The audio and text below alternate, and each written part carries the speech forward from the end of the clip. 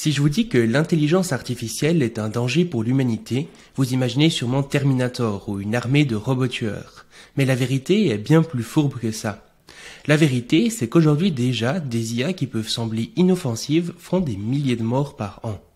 La vérité, c'est qu'aujourd'hui déjà, les algorithmes de recommandation ont des conséquences absolument désastreuses sur l'humanité. Entre éthique catastrophique, désinformation et propagande, il est temps d'ouvrir les yeux sur la face cachée de l'intelligence artificielle.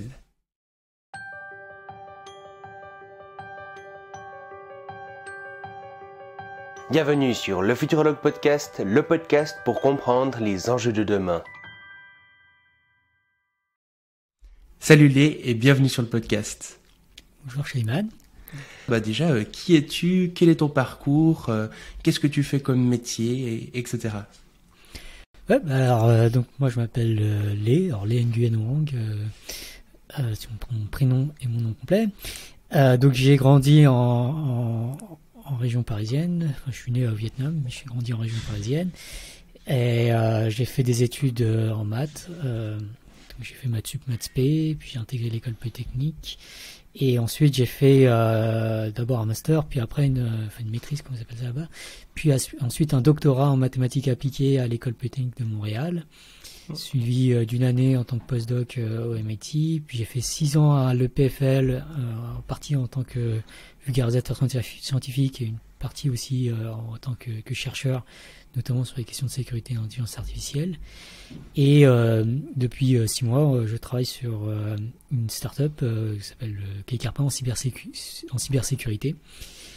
Et à côté de ça, j'ai aussi lancé ma chaîne YouTube il y a 6 ans maintenant, Science for All, et avec différents trucs liés, notamment podcast Axiom ou d'autres. Et j'ai écrit des bouquins, et depuis 2 ans et demi, on en reparlera j'imagine, j'ai lancé avec des amis une plateforme qui s'appelle Tournesol. Ok, excellent. Et du coup, aujourd'hui, ce qui te prend le plus de temps, c'est ta boîte en cybersécurité, c'est ça?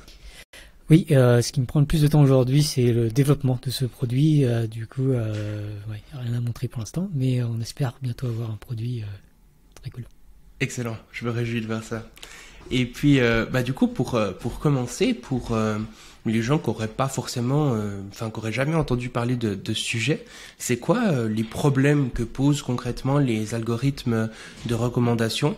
Donc, pour que tout le monde soit au clair, les algorithmes de recommandation, c'est ça qui va mettre en avant les contenus sur les différentes plateformes, surtout les réseaux sociaux, donc YouTube, Facebook, c'est ça qui va faire en sorte de vous recommander ou non des vidéos. Et ces algorithmes peuvent être problématiques, mais du coup, pourquoi? Alors faut vraiment se rendre compte tout simplement du pouvoir qu'ont acquis ces algorithmes pour se rendre compte du coup de leur impact, et pour vraiment prendre en compte tout ça, une façon de bien visualiser les choses, c'est de se rendre compte de l'importance de l'information plus généralement dans les sociétés. Donc il y a un philosophe qui s'appelle Michel Serres qui aimait bien faire la distinction entre ce qu'il appelle le mou et le dur. Donc le dur, ça serait un peu la pierre, l'énergie, des choses qui ont l'air très physiques, très concrets. Alors que si on suit l'histoire des civilisations, en fait c'est plus frappant encore, en tout cas ça donne l'impression d'être plus frappant encore que de s'intéresser aux révolutions informationnelles. C'est-à-dire les manières dont on a changé, la manière dont on enregistre, dont on communique, dont on sauvegarde l'information. Donc il y a typiquement l'invention de l'écriture qui est une énorme révolution qui avait permis notamment de graver dans le marbre littéralement par exemple des textes de loi ou des traités économiques ou des dettes. Tout ça c'était très difficile tant qu'on ne pouvait pas écrire quelque part. Ensuite on parle souvent on pourrait même avant ça parler de l'invention du langage. Après, on parle souvent aussi de l'invention de l'imprimerie, qui est un peu le copier-coller mis à l'échelle. Parce qu'avant, on pouvait écrire des choses, mais il y avait peu de gens qui écrivaient, et il y avait peu de gens qui avaient accès à la tablette ou au livre sur lequel était écrit l'information importante. Ouais. Avec l'imprimerie, on évolutionne ça, tout le monde a accès à la Bible, par exemple, qui est beaucoup plus facile d'accès à beaucoup de gens parce qu'elle est publiée en plein d'exemplaires. Mais de la même façon, les éléments d'Euclide sont publiés beaucoup plus, les textes de loi également. Et donc là, si on se dit vraiment que l'information c'est clé, on se rend compte tout de suite les technologies aujourd'hui. On parle vraiment de technologie de l'information. Le domaine qui étudie ça, on appelle ça l'informatique. Donc c'est pas lié à la technologie, c'est pas l'électronique. Ce qui change beaucoup de choses, c'est vraiment l'information, la manière dont elle est sauvegardée, dont elle est enregistrée, la capacité de mémoire, mais également les débits de communication, la capacité d'échanger toutes sortes de contenus. Et en fait, on est aujourd'hui dans une phase où il y a trop d'informations. Pendant longtemps, on l'a vu avec différentes révolutions, il y avait de plus en plus d'informations, mais bon, quand il y a un texte de loi ou sur un livre, ça fait pas énormément d'informations. Là, c'est complètement l'opposé. Surtout, même si on compare à il y a 20 ans en arrière ou 30 ans en arrière, quand il y avait des chaînes de télévision, il y en avait qu'une poignée. Enfin, à l'époque, il y en avait même 5 et demi, on va dire, en fonction de si on compte Canal+ ou pas. Aujourd'hui, voilà, il y a un océan de contenu énorme. Et l'information est beaucoup moins dépendante de qui la produit, quels sont les gros médias qui la produisent, mais beaucoup plus finalement de la manière dont elle est amplifiée. Il y a déjà tellement de contenus, les contenus sont là-bas, et si on veut noyer un contenu, il suffit de ne jamais le recommander, que personne et ça c'est la plupart des contenus. Enfin, la norme pour un contenu YouTube, c'est de ne jamais être vu, ou de n'être vu que par une poignée de personnes. Donc la plupart de l'information aujourd'hui est juste pas visible.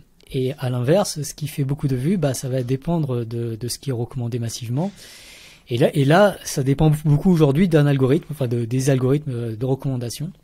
C'est plus des humains, c'est qui vont faire la programmation à la main, comme c'était plus le cas, comme ça a pu être le cas, comme c'est le cas encore à la télévision ou dans les journaux. Mais sur Internet, la programmation est faite par des algorithmes, elle est ultra personnalisée. Et en fait, elle est aussi très pernicieuse parce qu'on ne s'en rend pas compte. À chaque fois qu'on appuie sur une application du téléphone, si c'est un réseau social, le premier contenu qui va être affiché, ça va être un contenu choisi par un algorithme.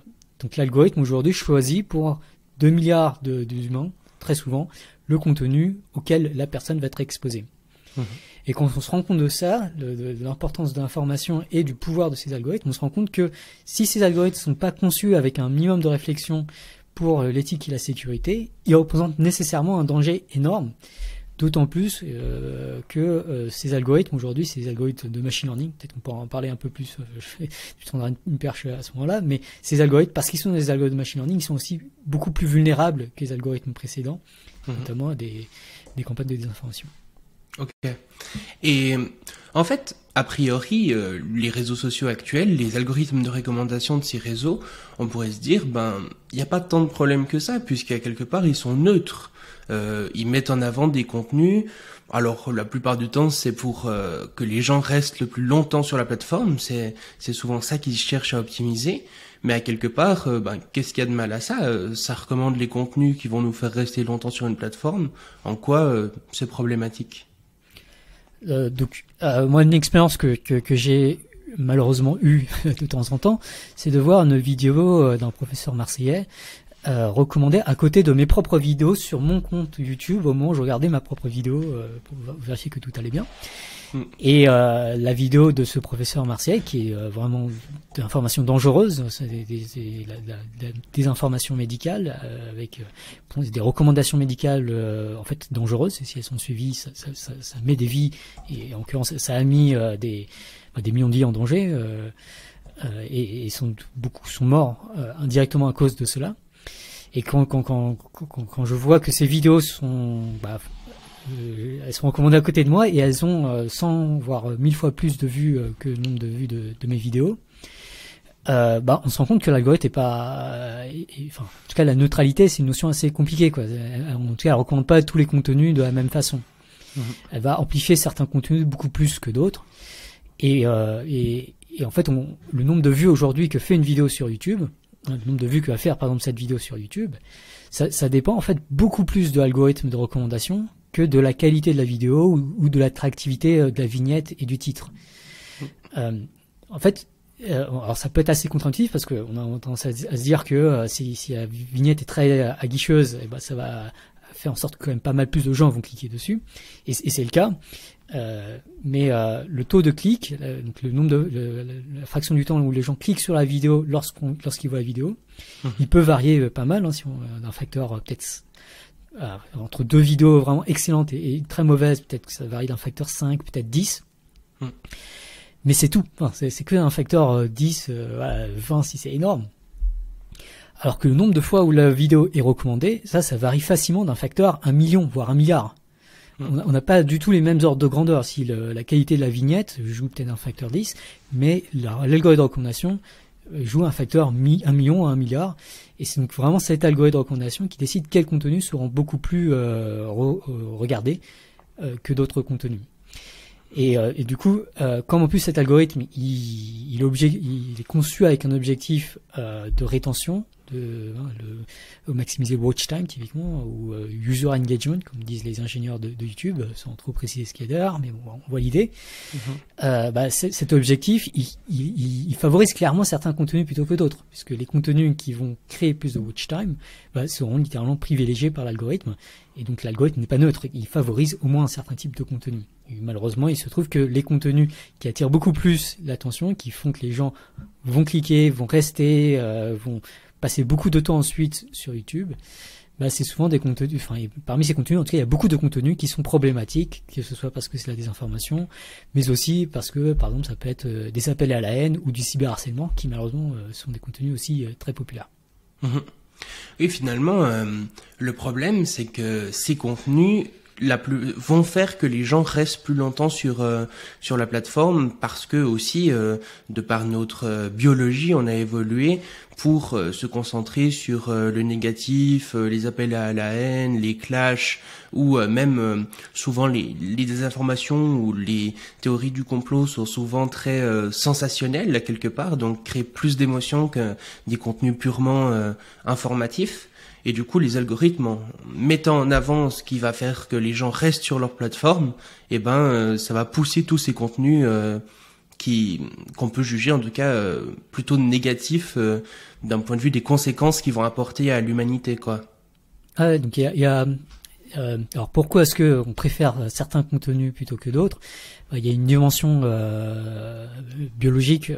Il y a des expériences qui tournent en psychologie qui montrent par exemple qu'on a tendance à vraiment se regrouper avec les groupes auxquels on s'identifie.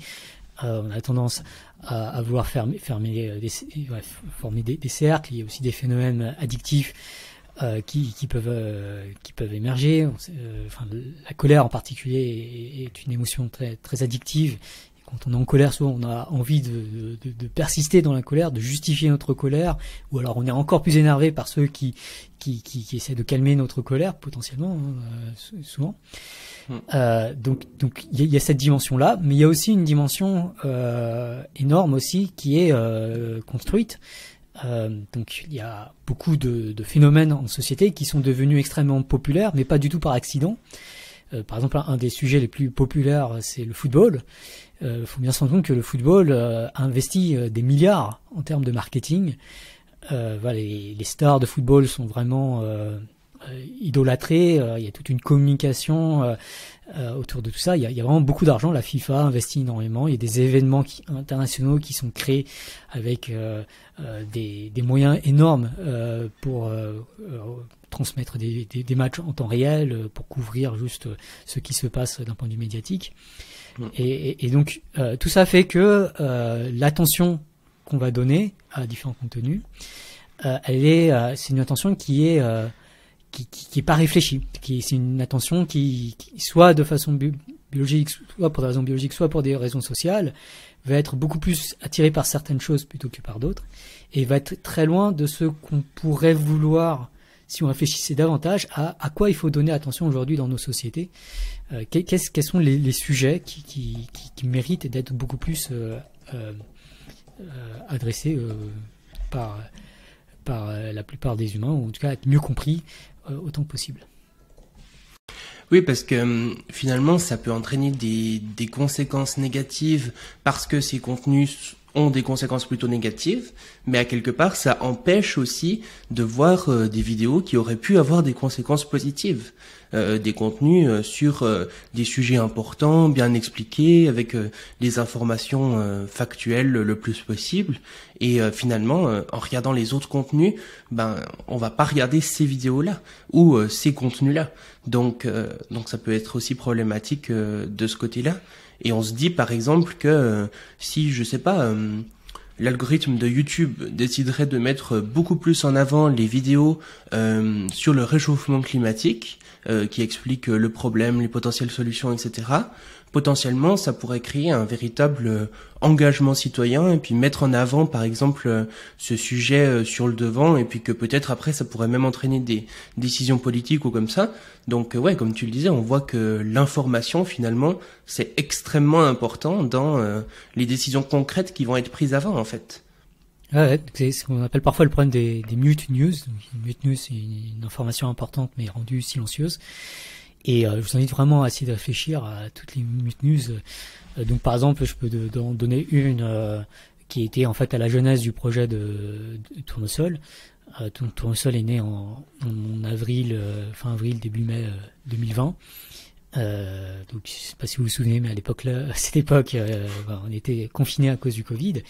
Et en fait, c'était une réaction en fait que en mars 2020, donc le mois précédent, j'avais pas mal bossé sur faire des vidéos sur le Covid parce que je pensais que on sous-estimait l'importance du Covid et les dangers que ça pouvait représenter.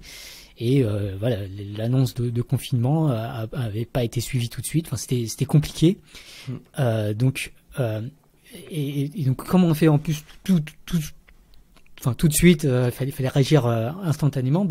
Les gens n'avaient pas du coup le recul pour comprendre la gravité de la situation.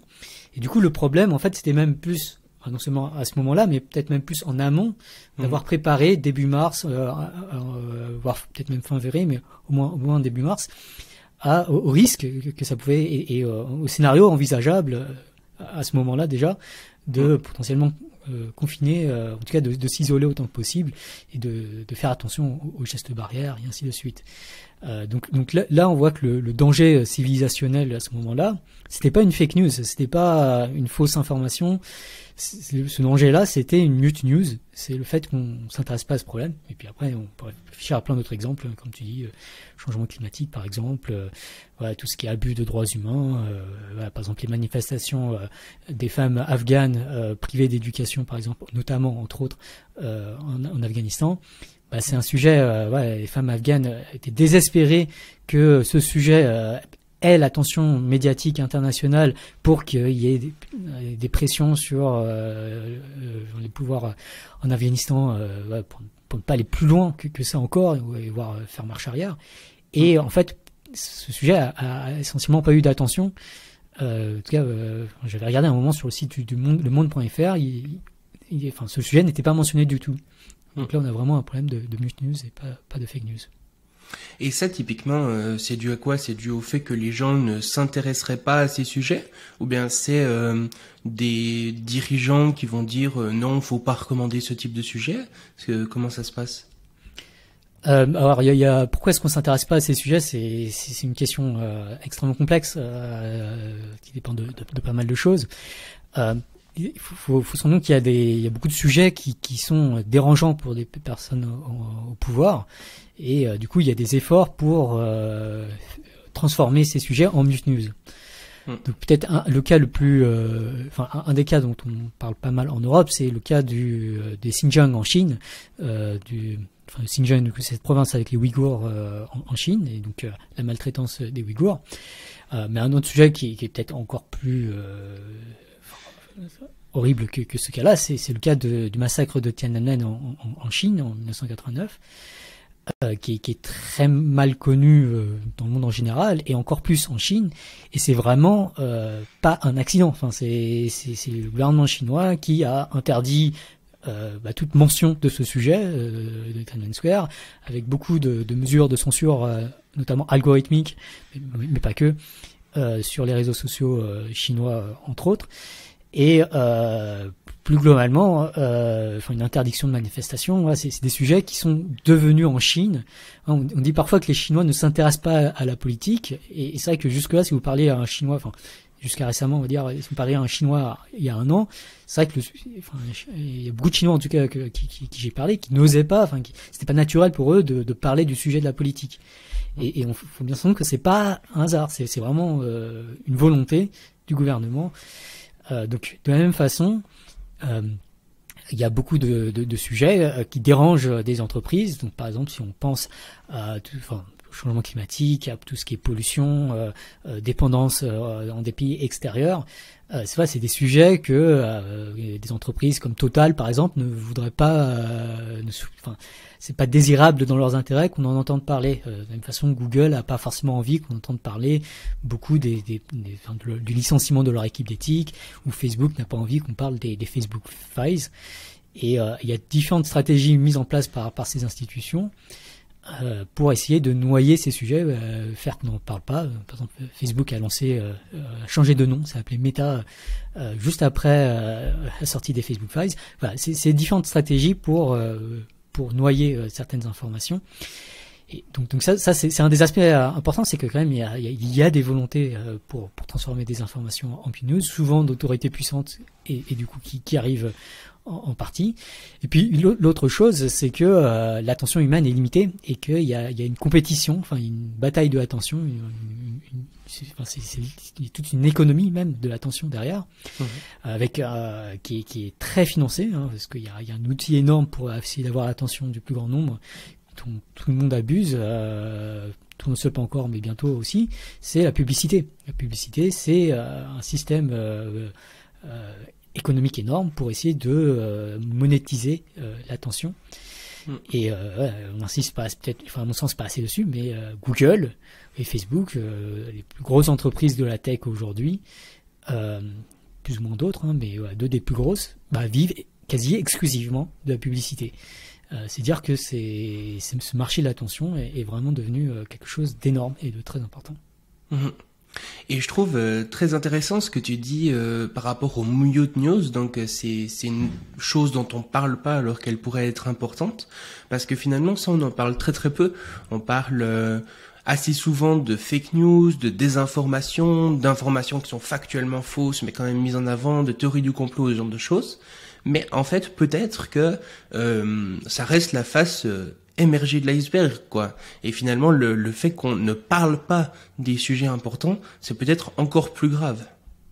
Ouais, à mon sens, c'est même beaucoup plus grave. Je suis beaucoup plus préoccupé en fait par le problème de l'inattention aux problèmes importants que le problème de la désinformation. Et en fait, c'est même en tension parce que il y a beaucoup énormément de financements finalement qui sont allés dans la lutte contre les fake news, donc avec par exemple des systèmes de fact-checking ou des investissements dans le debunking ou à l'échelle européenne.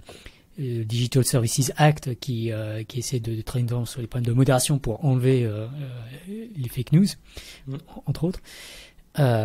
Tout ça c'est bien, mais ça résout pas du tout le problème de la mute news.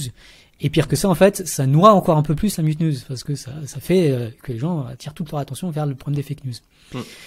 Donc les mute news sont une mute news. Enfin, le sujet des mute news est lui-même une mute news et pour quelqu'un qui est très préoccupé, terrifié par le problème des mute news, le fait que ça soit une mute news, c'est très préoccupant. Et concrètement, pour voir comment ça pourrait se passer, toi tu dis que carrément ces algorithmes de recommandation pourraient très concrètement entraîner des morts. T'as un exemple de cette chaîne de cause à effet qui pourrait entraîner des morts à la fin? Ouais, donc il y a un cas qui est le cas le plus étudié, le plus documenté, c'est celui du génocide des Rohingyas au Myanmar, puisque dès 2017 il y avait des rapports, Amnesty en parlait, Amnesty International et l'Organisation des Nations Unies. Là dernièrement, avec notamment la révélation des Facebook Files, ça allait plus loin avec Amnesty International qui a publié un rapport plus complet et qui accuse Facebook d'avoir contribué fortement au génocide des Rohingyas. Il y a aussi un procès en cours en Angleterre où les Rohingyas ont poursuivi Facebook en justice pour complicité de génocide. Faut se rendre compte que ces algorithmes de recommandation de Facebook, ils ont été donc utilisés par des forces au Myanmar pour amplifier les appels à la haine et au génocide. Donc c'est vraiment un outil de guerre. C'est-à-dire que une grosse partie de la guerre, c'est la guerre de l'information, c'est mobiliser les troupes, identifier un ennemi commun, armer, faire en sorte que les gens veulent s'armer. Et donc si on arrive à avoir, s'il y a un outil qui permet de faire ça, c'est un outil qui est en fait aussi dangereux que l'arme qui va effectivement tuer après, quoi. C'est un médium énorme qui permet le massacre ici. Donc dans le Myanmar, au Myanmar, je crois que les estimations, alors je suis peut-être pas ultra à jour, mais c'est au moins dans les dizaines de milliers de morts, avec pas loin de au moins un demi-million de réfugiés. J'imagine qu'on n'est pas loin du million de réfugiés. Enfin, c'est quand même beaucoup de monde. Et le Myanmar est un cas bien documenté. Voilà, moi c'est encore le bordel là-bas. C'est une situation encore préoccupante. Mais ce n'est qu'un endroit parmi beaucoup d'autres, malheureusement. Et le cas en fait le plus horrible, enfin, à ma connaissance, d'après ce que j'ai vu, c'est plus celui de l'Éthiopie, où là on estime un demi-million de morts du génocide du Tigré, qui est encore une fois une région minoritaire au nord du Tigré, au nord de l'Éthiopie. Donc voilà, donc c'est deux cas où voilà, pareil, les algorithmes de recommandation amplifient massivement les appels au génocide, au meurtre, à la haine raciale, qui sont des crimes. Incitation à la haine raciale, c'est un crime, donc en France en tout cas. Donc complicité à la haine raciale, donc facilitation, c'est aussi un crime. Enfin, on parle plus de délit ou d'infraction en France, mais voilà, c'est des choses qui sont illégales. Et pour le coup, les lois existent. Là, c'est juste une question d'appliquer les lois. Il n'y a pas besoin de nouvelles lois, il n'y a pas besoin. Et là, c'est juste appliquer les lois existantes. Et sinon, on peut parler un autre cas qui est assez, qui sont plus difficiles à documenter. Donc c'est un peu plus compliqué d'avoir des réponses avec plus d'assurance, on va dire. Mais le cas, enfin, d'amplification massive de la désinformation médicale, à la fois sur les vaccins, sur les pseudo-médecines, c'est aussi quelque chose qui est vraiment tragique. On voit que des gens essaient de soigner des cancers avec des pseudo-médecines. C'est la recommandation de ces pseudo-médecines est complice d'un homicide au moins involontaire, enfin, avec sans doute connaissance de cause. Et ça passe à travers des publicités ciblées, notamment de Google. Enfin, déjà, beaucoup de vidéos qui parlent de ça sont amplifiées massivement par les algorithmes de recommandation de Google notamment, mais d'autres aussi.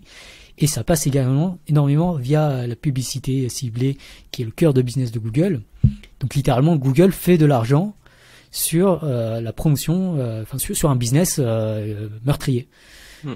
Donc c'est beaucoup via des algorithmes de recommandation. Hein. Les algorithmes de publicité, c'est des algorithmes de recommandation aussi. Hein. Ça sélectionne quelle publicité monter à quelle personne à quel moment.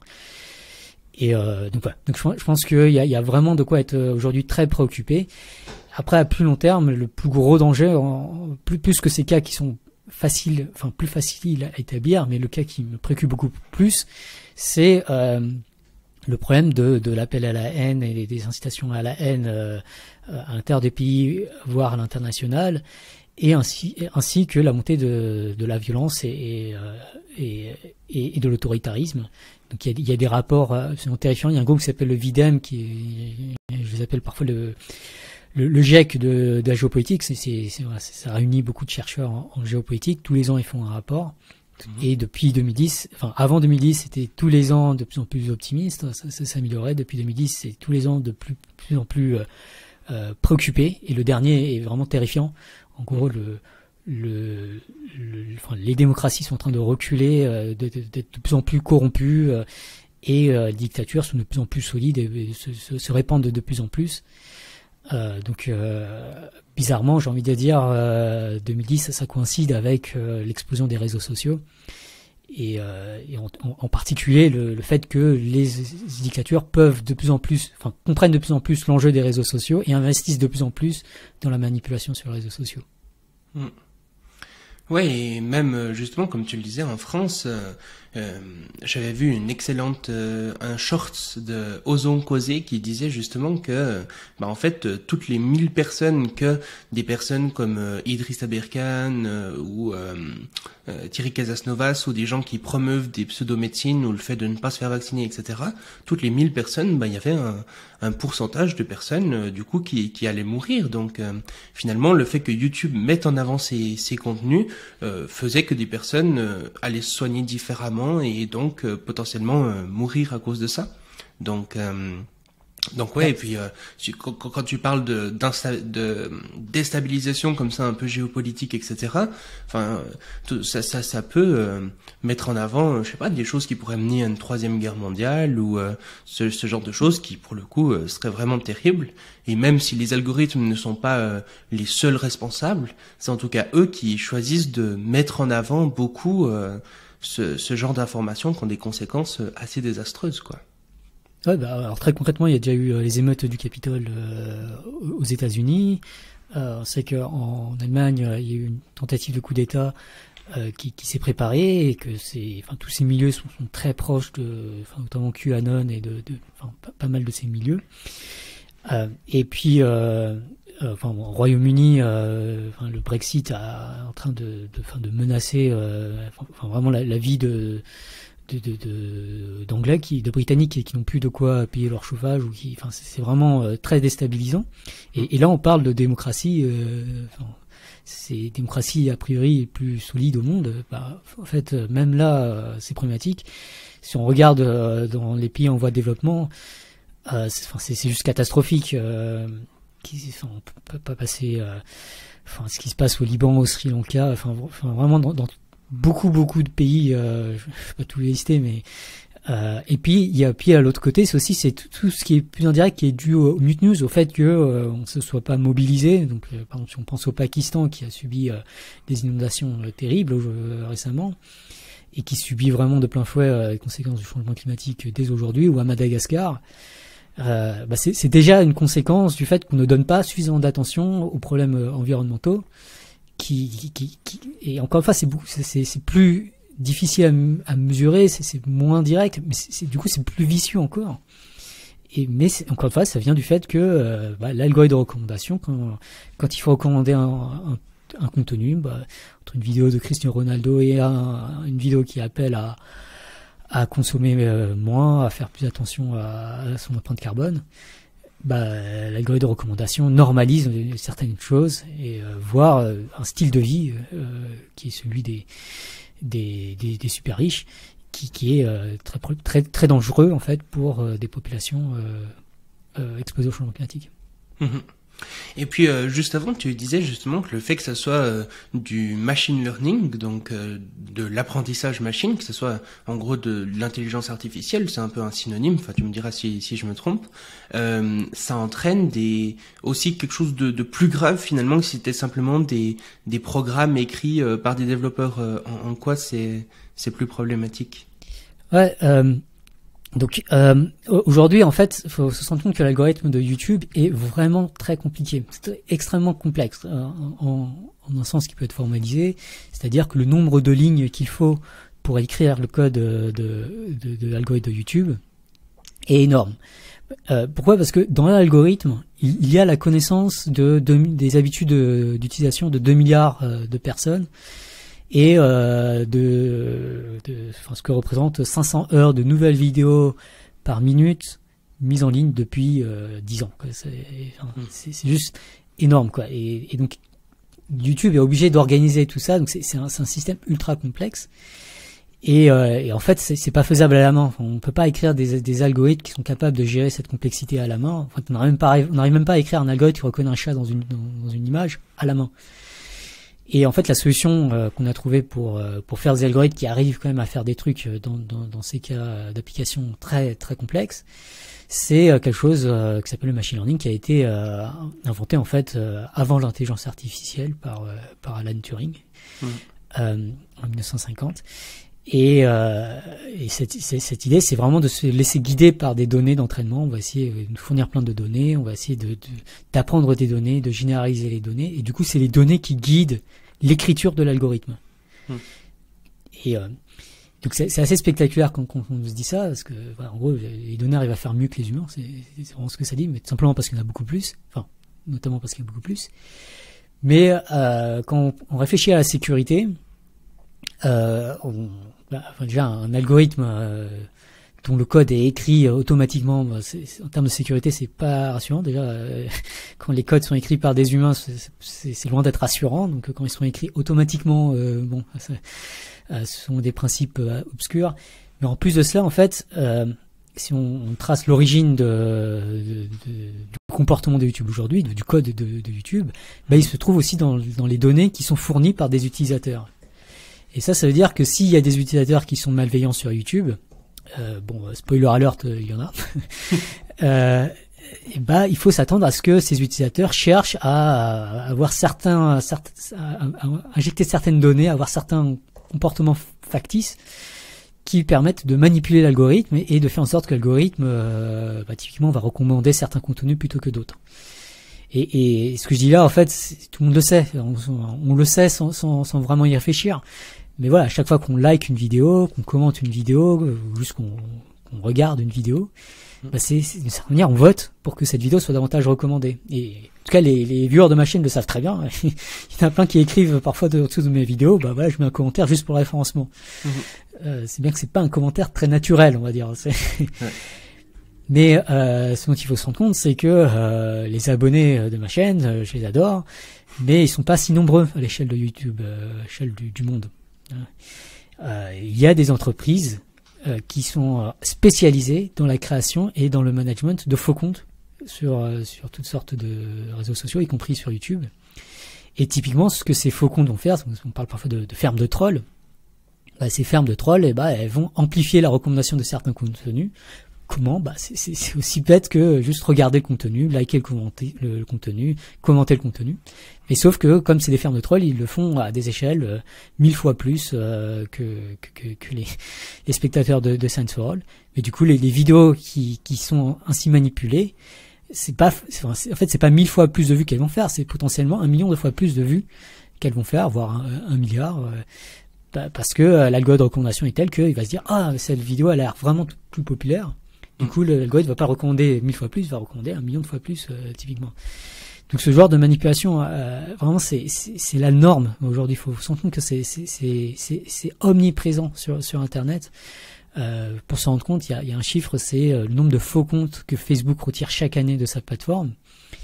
On parle ici autour de 7 milliards de faux comptes, l'équivalent de, en gros, la population humaine chaque année en faux comptes qui est retirée par Facebook. Et ça, Facebook fait un peu attention à ça. S'il y a des plateformes qui font pas attention à ça, par exemple Twitter, ça va être beaucoup plus catastrophique encore. Et puis, tu disais que finalement, même avec les lois actuelles, en fait, certains... Par exemple, au niveau des appels à la haine ou ce genre de choses, il y en a quand même, alors que c'est contre la loi. Et donc, les lois sont pas forcément toujours appliquées. Quelle est la raison derrière ça ? Est-ce que c'est parce que les entreprises n'arrivent pas à détecter quels contenus sont peut-être problématiques aux yeux de la loi ? Ou bien est-ce que ils savent les détecter, mais ils les mettent quand même en avant ? Pourquoi la loi est pas appliquée ? Il y a plusieurs aspects. Le premier, c'est que la loi existe, mais comme elle n'est pas appliquée très régulièrement, et comme en plus elle n'est pas appliquée en particulier dans le monde numérique souvent, les prosécuteurs, le monde de la justice n'a pas l'habitude de s'attaquer à ces cas, et du coup ne met pas les moyens qui seraient, à mon sens, adéquats pour les appliquer dans ce cas. Donc ça, c'est un problème. Un autre problème, c'est la quantité. C'est vraiment, faut se rendre compte que par exemple, Google retire les publicités, pas mal de publicités Google censure des publicités parce qu'il considère que c'est pas adéquat ou illégal. Mais il y en a tellement qu'en fait, ils sont obligés d'en retirer 100 par seconde. Donc, imaginez, sans publicité à reviewer par seconde, c'est juste un débit énorme. Et du coup, il faut vraiment des moyens énormes. Et du coup, beaucoup d'investissements dans des infrastructures, notamment informationnelles et algorithmiques pour pouvoir trier dans tout ça. Et comme il y a peu de, bah, ça leur apporte pas plus de revenus. De toute façon, les avocats, de toute façon, la justice ne regarde pas beaucoup ce qui se passe. Bah, il n'y a pas d'intérêt énorme aujourd'hui. Il n'y a pas de pression médiatique pour le faire. Il y a peu de chercheurs qui s'intéressent à ce sujet. Enfin, il y en a de plus en plus, mais bon, c'est encore très très insuffisant. Bah, du coup, à cause de tout ça, les entreprises n'ont aucun intérêt, ou très peu d'intérêt à investir davantage dans cela, dans la détection de contenu problématique. Et puis, et puis une chose qui est liée, c'est que aujourd'hui, les systèmes d'information sont tels que il n'y a que les entreprises qui peuvent faire ça. Quelles sont les publicités qui passent le plus sur Google? Pour moi, c'est impossible de savoir aujourd'hui. Pour un chercheur du monde académique, c'est impossible de savoir. Il faut les données de Google pour le savoir. Et c'est énormément de données, donc il faut aussi beaucoup de machines pour pouvoir analyser toutes ces données. Aujourd'hui, il n'y a pas de système en place, il n'y a pas de régulateur. Contrairement à plein d'autres domaines, l'analogie il n'y a pas une analogie que je pourrais prendre, mais une analogie que je pense c'est avec l'aviation. Le monde de l'aviation est extrêmement régulé parce que les gens ont eu très peur et on pense beaucoup à la sécurité en aviation parce que beaucoup de gens, ça freine un peu le business, mais voilà, c'est aussi spectaculaire, ça attire l'attention médiatique, et quand on parle de sécurité dans l'aviation, un truc que j'aime bien dire, c'est que la sécurité, c'est pas juste que l'avion vole, c'est aussi, on veut garantir, notamment depuis les attentats du 11 septembre, on veut garantir en fait que s'il y a un passager qui en fait est un terroriste, on veut absolument pas qu'il puisse récupérer le contrôle de l'avion.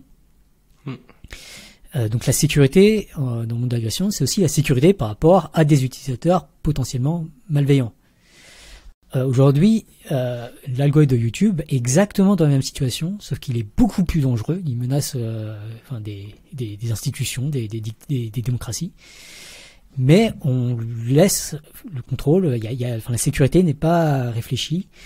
Et il n'y a pas moyen aussi d'avoir des audits externes pour voir qu'est-ce qui a été déployé, alors que dans le monde de l'aviation aujourd'hui ça coûte très très cher, c'est des milliards, il y a toute une industrie de la certification de la sécurité des avions. Aujourd'hui il n'y a pas cette industrie pour le monde de la technologie, et parce qu'il n'y a pas cette industrie, il y a forcément beaucoup de retard en termes de sécurité et encore plus d'éthique de ces systèmes. Et finalement, dans ce que tu dis, on pourrait voir un problème peut-être parce que, à quelque part, les entreprises ont intérêt à mettre en avant les vidéos qui vont faire que les gens restent sur leur plateforme. Étant donné que chaque entreprise est en concurrence avec les autres entreprises, donc notamment, là on parle des réseaux sociaux, si par exemple YouTube tout d'un coup déciderait de mettre en place un grand programme qui permettrait de mettre en avant les contenus les plus utiles et qui vont apporter le plus de bien à l'humanité, peut-être que finalement cette plateforme, donc YouTube, serait dépassée par les autres qui n'appliqueraient pas cette sécurité-là. Et je pense que c'est peut-être, on peut voir ça de manière plus globale, au-delà des algorithmes de recommandation, même avec, par exemple, il y a récemment ChatGPT de OpenAI qui a été déployé.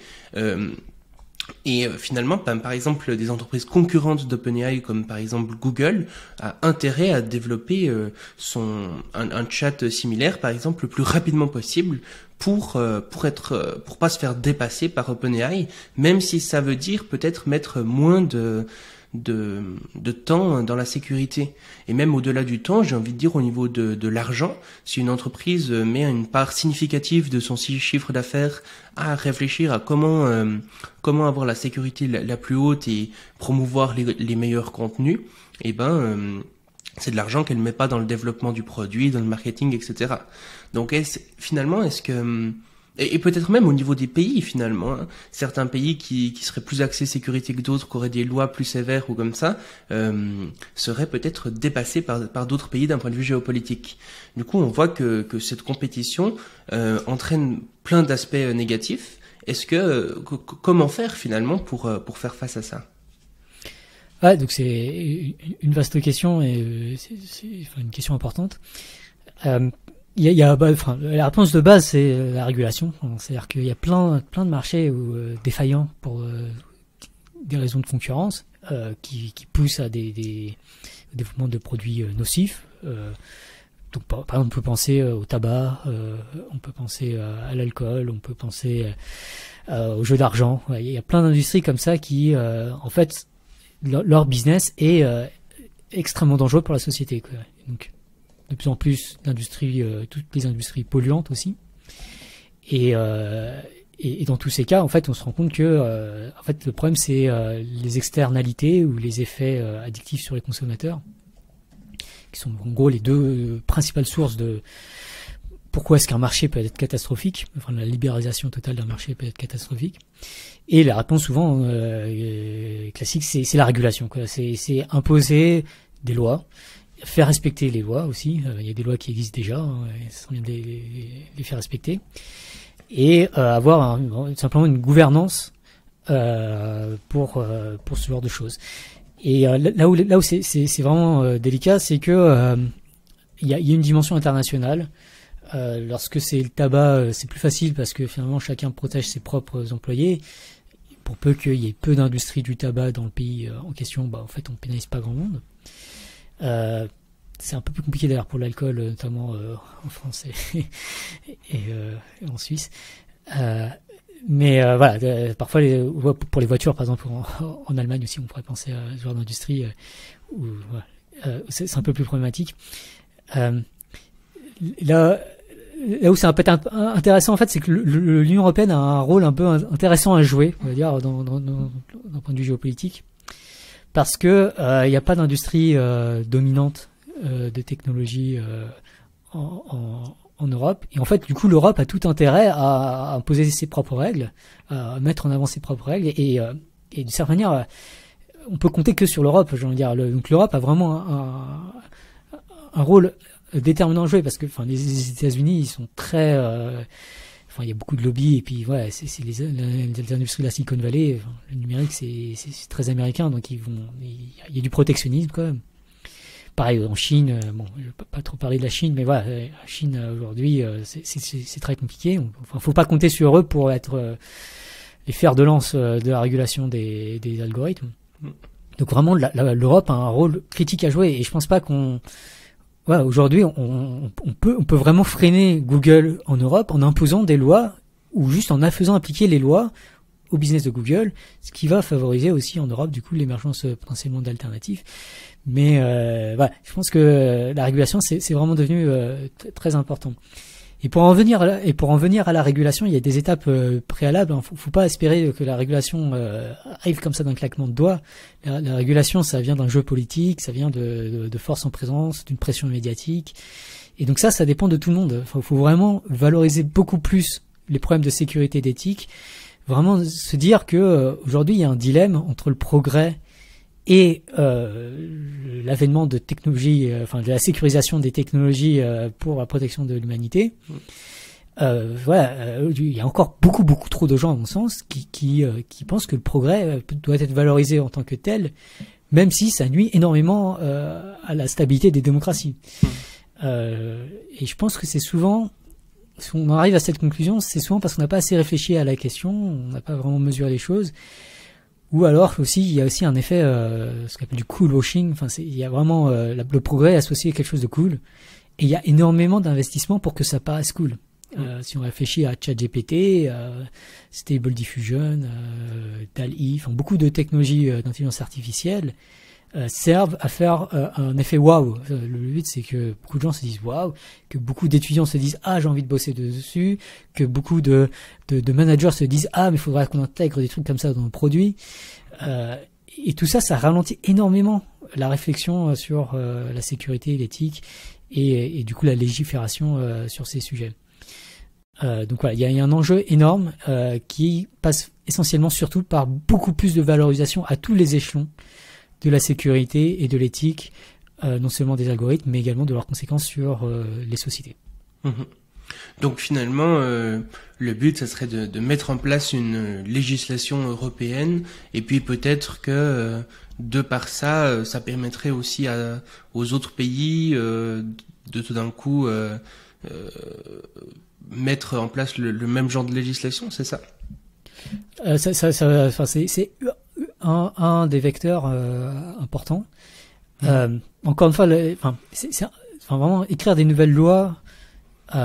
Je miserai pas dessus parce que ça prend beaucoup de temps d'écrire des lois. C'est compliqué d'écrire des bonnes lois aussi. Enfin, il y a quand même beaucoup de choses à l'échelle européenne. Il y a le Digital Services Act qui essaie d'encadrer notamment les réseaux sociaux et les problèmes de modération. Il y a le Digital Market Act pour tout ce qui est les marchés, les plateformes du coup en ligne. Il y a le AI Act qui essaie d'encadrer le développement en particulier des intelligences artificielles et notamment du machine learning.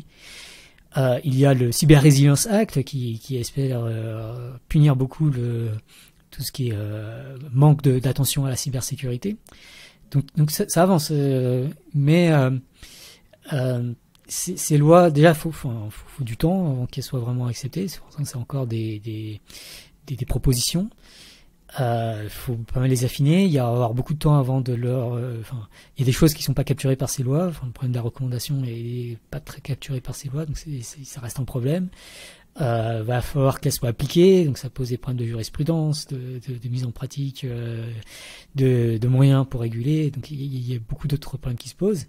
Et puis il y a aussi les lois qui existent déjà, qui devraient être appliquées, qui ne le sont pas aujourd'hui. Donc on se rend compte qu'il y a quand même pas mal de choses, rien que d'un point de vue légal. Et ça, c'est seulement le point de vue légal. Aujourd'hui, par exemple, une des réflexions qu'on se posait, c'est avec des amis chercheurs en informatique, c'est est-ce qu'il existe un moyen. Enfin, imaginons que YouTube nous dise, ok, maintenant on met en avant le changement climatique, ou je sais pas, on arrête de recommander tel type de contenu. Est-ce qu'il est possible de mettre un moyen pour vérifier ça, un dispositif informatique qui va vérifier ça en temps continu, par exemple, en temps réel? Aujourd'hui, je sais pas faire. On a pas mal réfléchi. Hein, on est un peu dans le domaine de la sécurité, de l'auditabilité, et d'algorithmique répartie. Donc c'est quand même des sujets qui, a priori, on est pas mal des experts mondiaux dans le domaine, quoi. Et on n'a pas trouvé. Enfin, c'est vraiment des problèmes très difficiles. Enfin, la seule solution qu'on a trouvée, c'est d'installer des spyware dans les téléphones de tout le monde pour vérifier qu'en effet sur leur téléphone, ça soit recommandé. Et bon, on a conclu que c'était pas forcément une bonne idée. Donc il y a vraiment besoin des chercheurs aussi qui s'intéressent à ce genre de choses. Il faut créer une industrie de l'audit aussi, attirer les talents, donc juste valoriser ce domaine. Il y a beaucoup de choses qui doivent être faites à énormément d'échelons différents. Par exemple, un autre que je pourrais mentionner, c'est celui des journalismes, des journalistes. Donc l'échelle journalistique aujourd'hui, le problème des mute news est une mute news, le problème des algorithmes de recommandation est une mute news. Le licenciement de Timmy Gebru, qui a été co-directrice de l'équipe d'éthique de Google. Voilà, il y a 3 articles du Monde qui ont été écrits seulement, et j'ai écrit l'un des 3, donc c'est compliqué. Les Facebook Files sont très méconnus de beaucoup de gens. Voilà, il y a beaucoup de travail à beaucoup d'échelons différents. Et puis, du coup, est-ce que ça entraînerait pas une réflexion finalement un peu contre-intuitive, qui serait que finalement les monopoles seraient pas si mal que ça, étant donné que s'il y a un gros monopole, peut-être qu'il peut mettre plus en avant l'éthique que s'il y a plein de petites entreprises en compétition. Est-ce que ça te paraît correct ou pas? Alors en fait, la question plus fondamentale, c'est la question de la gouvernance. Je pense que c'est de savoir comment sont conçus les algorithmes de recommandation, avec quels mécanismes d'auditabilité, à qui ils sont appliqués, est-ce qu'on peut vérifier. Voilà. Je pense que c'est vraiment les questions de gouvernance qui sont les plus importantes. Et je pense que c'est très important que la gouvernance soit globale. C'est-à-dire qu'il y ait une réflexion sur comment les choses soient faites qui s'applique à tous les algorithmes au moins influents. Je pense que c'est vraiment ça le plus important.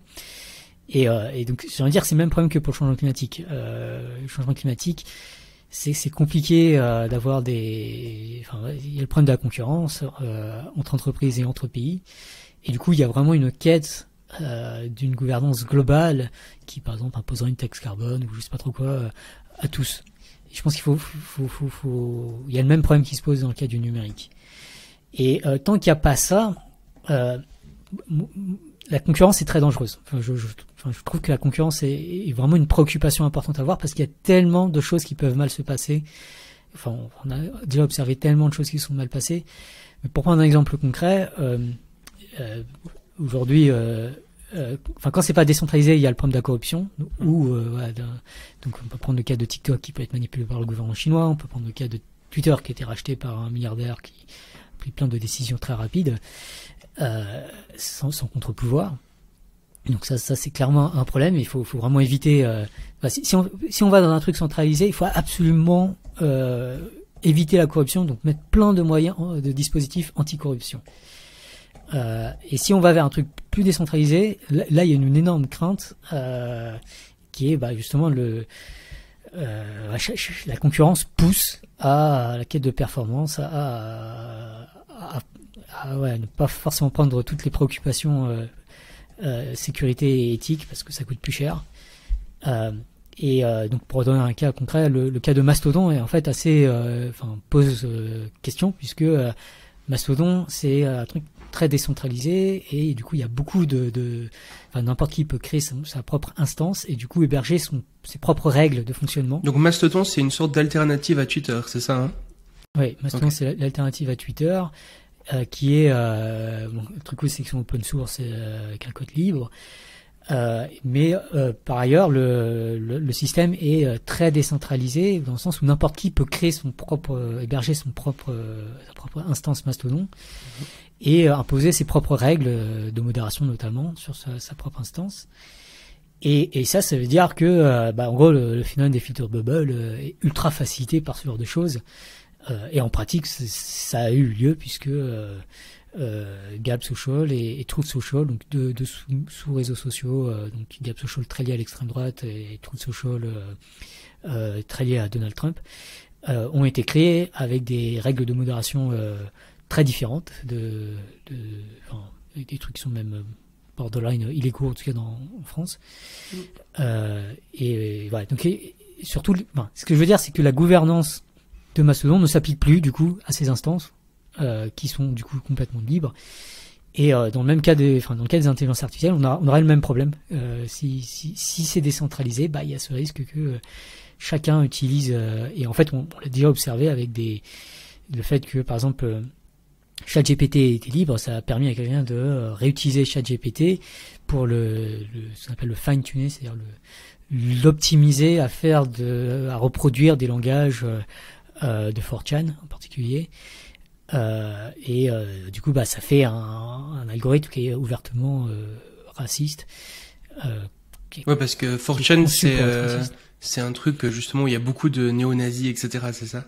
Ouais, c'est quelque chose qui est très infiltré par l'extrême droite donc le fait que ça pose aussi la question de l'open source quoi. Si les trucs sont open source, c'est-à-dire qu'ils peuvent être plus facilement réutilisés par n'importe qui. Et je pense que dans mon académique, on a une version un peu naïve de se dire la plupart des gens sont cool, donc c'est peut-être que la plupart des gens sont cool, mais la plupart des financements ne sont pas cool. Et en fait, ceux qui vont réutiliser des trucs comme des intelligences artificielles, c'est ces gens qui ont les financements nécessaires pour mettre en place même rien que l'infrastructure informatique pour exploiter ce genre de système. Et du coup, c'est très souvent des entreprises privées énormes ou des gouvernements autoritaires. Mmh. Bon, du coup, avec tout ça, on arrive à la conclusion qu'il faut justement repenser la façon dont ces algorithmes de recommandation fonctionnent pour mettre en avant les contenus qui ont le plus de bénéfices possible sur l'humanité. Mais quand on va dire ça, je pense qu'il y a pas mal de critiques qui peuvent s'élever. Et je pense la première, ça serait celle de la censure. Parce que déjà aujourd'hui, finalement, on voit que YouTube essaye quand même de mettre en place des choses par rapport au vaccin ou par exemple sur Instagram, quand on met une publication qui inclut le mot vaccin, ça va être marqué attention, allez consulter le site de l'OMS au cas où, etc. Et déjà là, on voit avec ce genre de choses que des gens disent ah oui, mais c'est finalement de la censure de mon contenu, c'est problématique. Et donc on pourrait se dire par exemple, si on choisit de moins mettre en avant les théories du complot, est-ce que ça serait pas problématique? Parce que parfois, certaines théories du complot peuvent être vraies. Hein. Il y a déjà des complots qui ont existé dans l'histoire. Donc est-ce que ça créerait pas justement un problème de censure de la part de dirigeants et d'entreprises privées finalement qui choisiraient ce qui est bon ou pas pour l'humanité, alors que c'est pas forcément pertinent, quoi. Ouais, alors je vais décomposer en deux aspects. Le premier, c'est la question de laisser un contenu ou pas sur une plateforme. Donc ça, la censure ou la modération. Donc ça c'est un problème. C'est quelque chose qui aujourd'hui attire toute l'attention, beaucoup d'attention. Dès qu'on parle de plateformes, des réseaux sociaux, on parle souvent très vite de ça, et ça c'est un gros problème, notamment dans le cadre par exemple, dans le DSA, le Digital Services Act, ça ne parle quasiment que de modération. Et je pense que c'est un énorme problème parce que, ça ignore le problème des mute news. En plus, c'est un sujet qui est très chargé en termes de valeur et du coup, c'est un sujet qui attise beaucoup plus facilement des réactions outrancières. Donc, je préfère beaucoup plus me concentrer sur les algorithmes de recommandation. Il y aura des choses à dire sur la modération, hein. Par exemple, la modération, en fait, la censure de contenu pédopornographique, c'est quelque chose qui a sur toutes les plateformes et c'est quelque chose imposé légalement. Donc il y aura des choses à dire, mais je vais me concentrer plus sur le problème de la recommandation.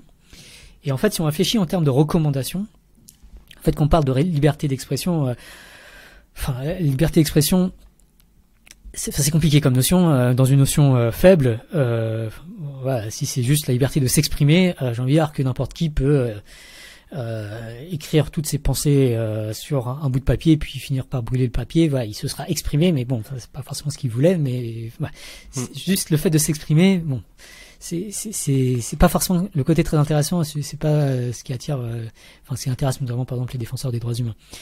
Je pense que ce qui est beaucoup plus important, c'est le droit d'attention, ou le freedom of reach, parfois en anglais on parle de ça. Et le droit d'attention, c'est beaucoup plus compliqué. Pourquoi? Parce que l'attention est très finie. Et si on réfléchit à l'attention que reçoit un contenu sur le web, comme j'ai dit, la plupart des contenus ne font aucune vue ou très peu de vues. Donc il faut vraiment se dire que la baseline, le truc de base, c'est que on est shadowbanné de base. De base, l'algorithme ne nous recommande pas. Le shadowban est la norme. Il faut vraiment se dire ça.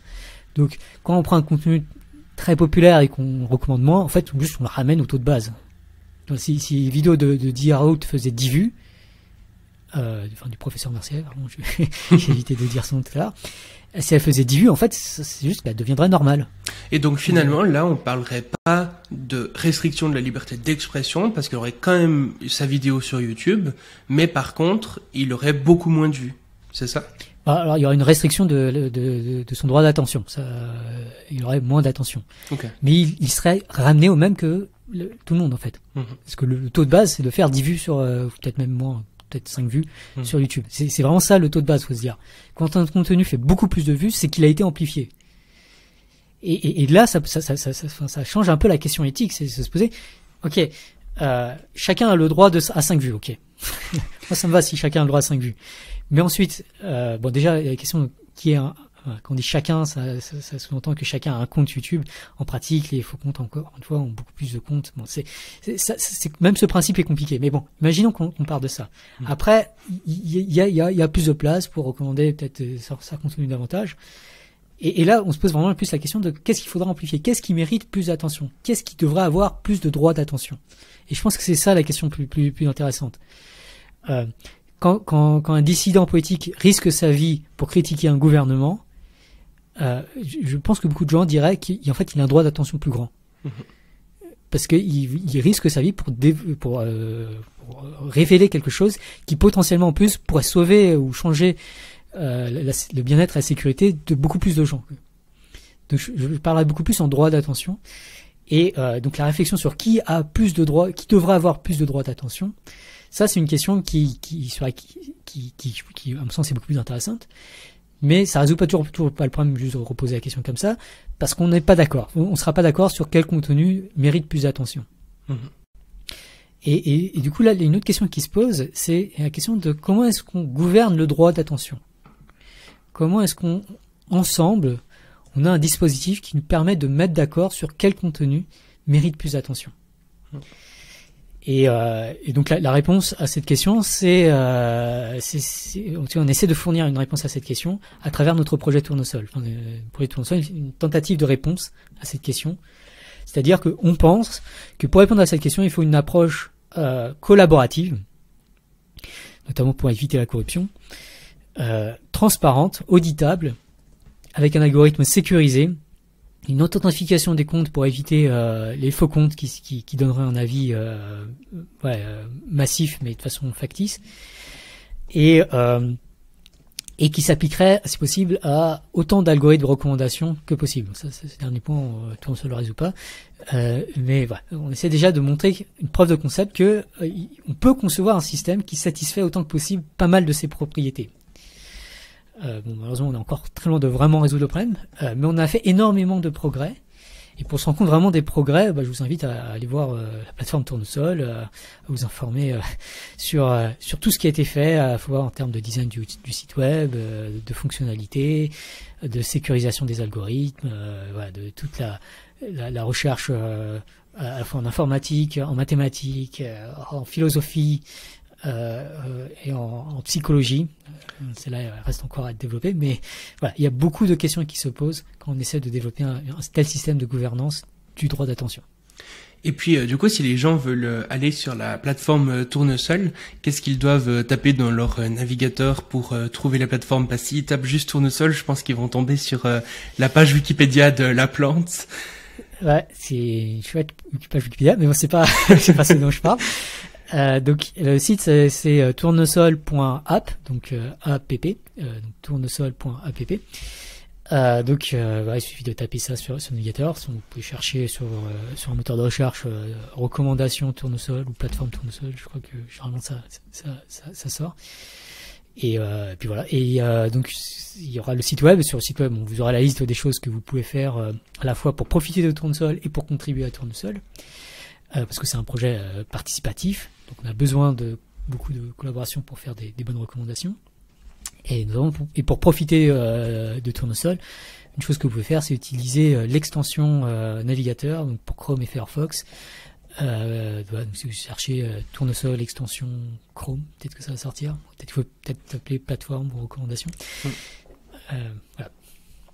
Et du coup, pour des gens qui n'ont jamais entendu parler justement de Tournesol, est-ce que tu pourrais expliquer concrètement comment ça se passe?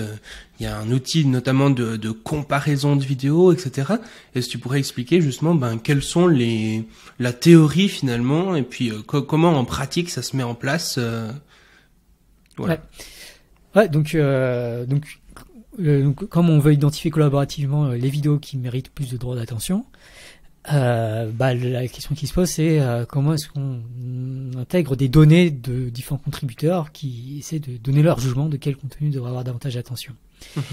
Et parce que ça part quand même du problème que aujourd'hui c'est des entreprises privées qui peuvent un peu décider ça à quelque part.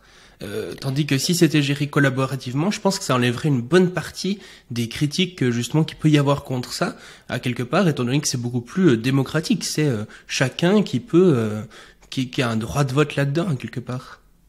Ouais, tout à fait. C'est un des aspects.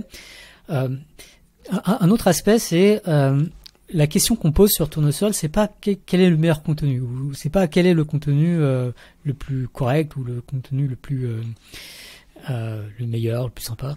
La question qu'on pose, c'est vraiment quel contenu devrait être plus recommandé, qui est vraiment le dilemme éthique permanent des algorithmes de recommandation. Et donc derrière cette question, il n'y a pas juste il y a pas juste est-ce que la vidéo est cool, c'est vraiment plus est-ce que par exemple elle parle d'un sujet plus important, elle incite plus à l'action, elle est plus pédagogique.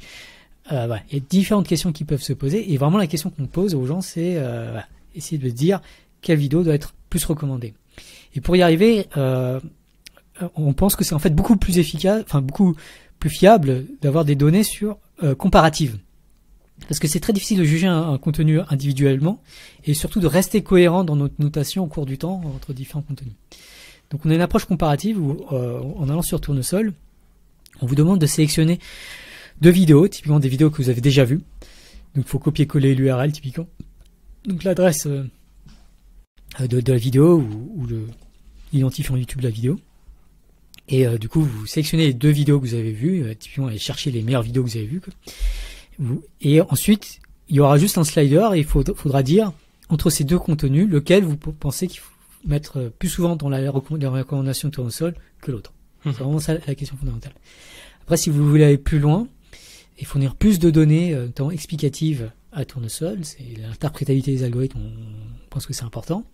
Une chose que vous pouvez faire, c'est expliquer.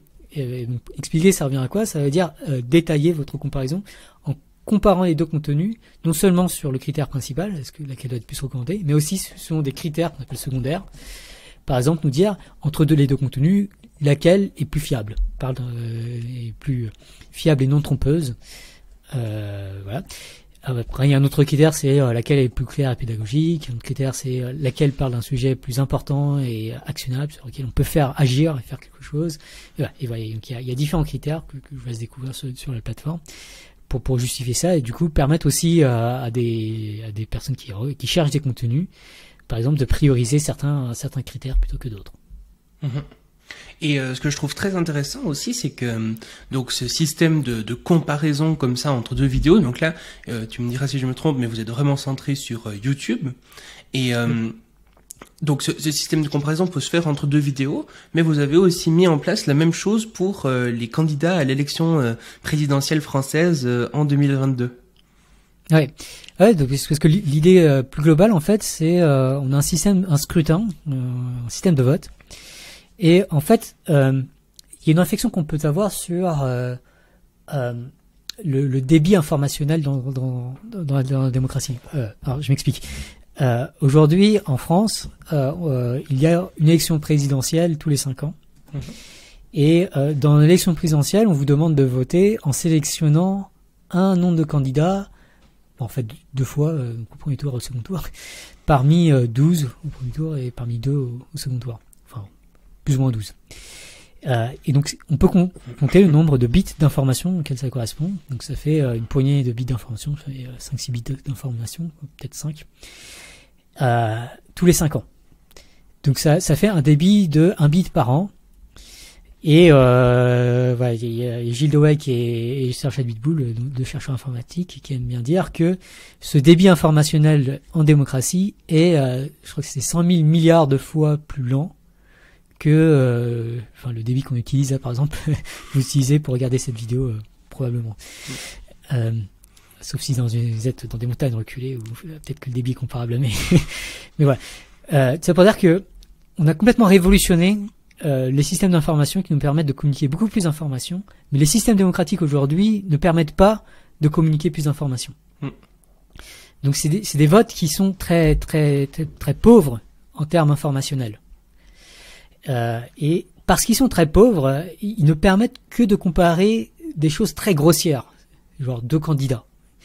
Alors qu'on pourrait vouloir s'exprimer sur les détails des programmes ou sur des mesures et donner pour chaque mesure un avis. Voilà, on pourrait devoir donner des inputs beaucoup plus fins, beaucoup plus précis. On peut aimer par exemple la manière dont Jean-Luc Mélenchon pense la démocratie et puis la manière dont Jadot pense l'écologie par exemple, sans forcément chaque partie du programme, au lieu de un seul candidat, où tu es obligé de prendre un peu tout dans un bloc, alors qu'il y a des choses qui nous dérangent.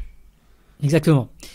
Et en fait, le problème, c'est que si on commence à regarder selon plein de critères comme ça, donc par exemple, sur Tournesol, on en avait 6 ou 7, je sais plus, mais voilà, en termes de économie, solidarité, politique internationale, voilà, santé, différents critères comme ça. si on devait vraiment voter sur chacun des critères, en fait, le nombre de positions qu'on pourrait tenir, en fait, serait énorme, serait exponentiel en nombre de critères. Donc, croissance exponentielle, ça va très vite. Donc, très rapidement, en fait, on a beaucoup trop de candidats. Et du coup, les scrutins classiques ne fonctionnent plus. Parce que les scrutins classiques, alors uninominal, on pourrait voter, mais bon, ça serait compliqué d'agréger les avis des différentes personnes. Et puis, enfin, bref, les scrutins classiques sont pas adaptés pour ça. Et du coup, on a besoin d'une autre alternative. Et donc, Tournesol, en fait, c'est vraiment un scrutin plus général où on est capable de tenir compte d'un très grand nombre d'alternatives. Il faut vraiment voir Tournesol comme ça. En particulier, on est capable de gérer l'ensemble de toutes les vidéos YouTube.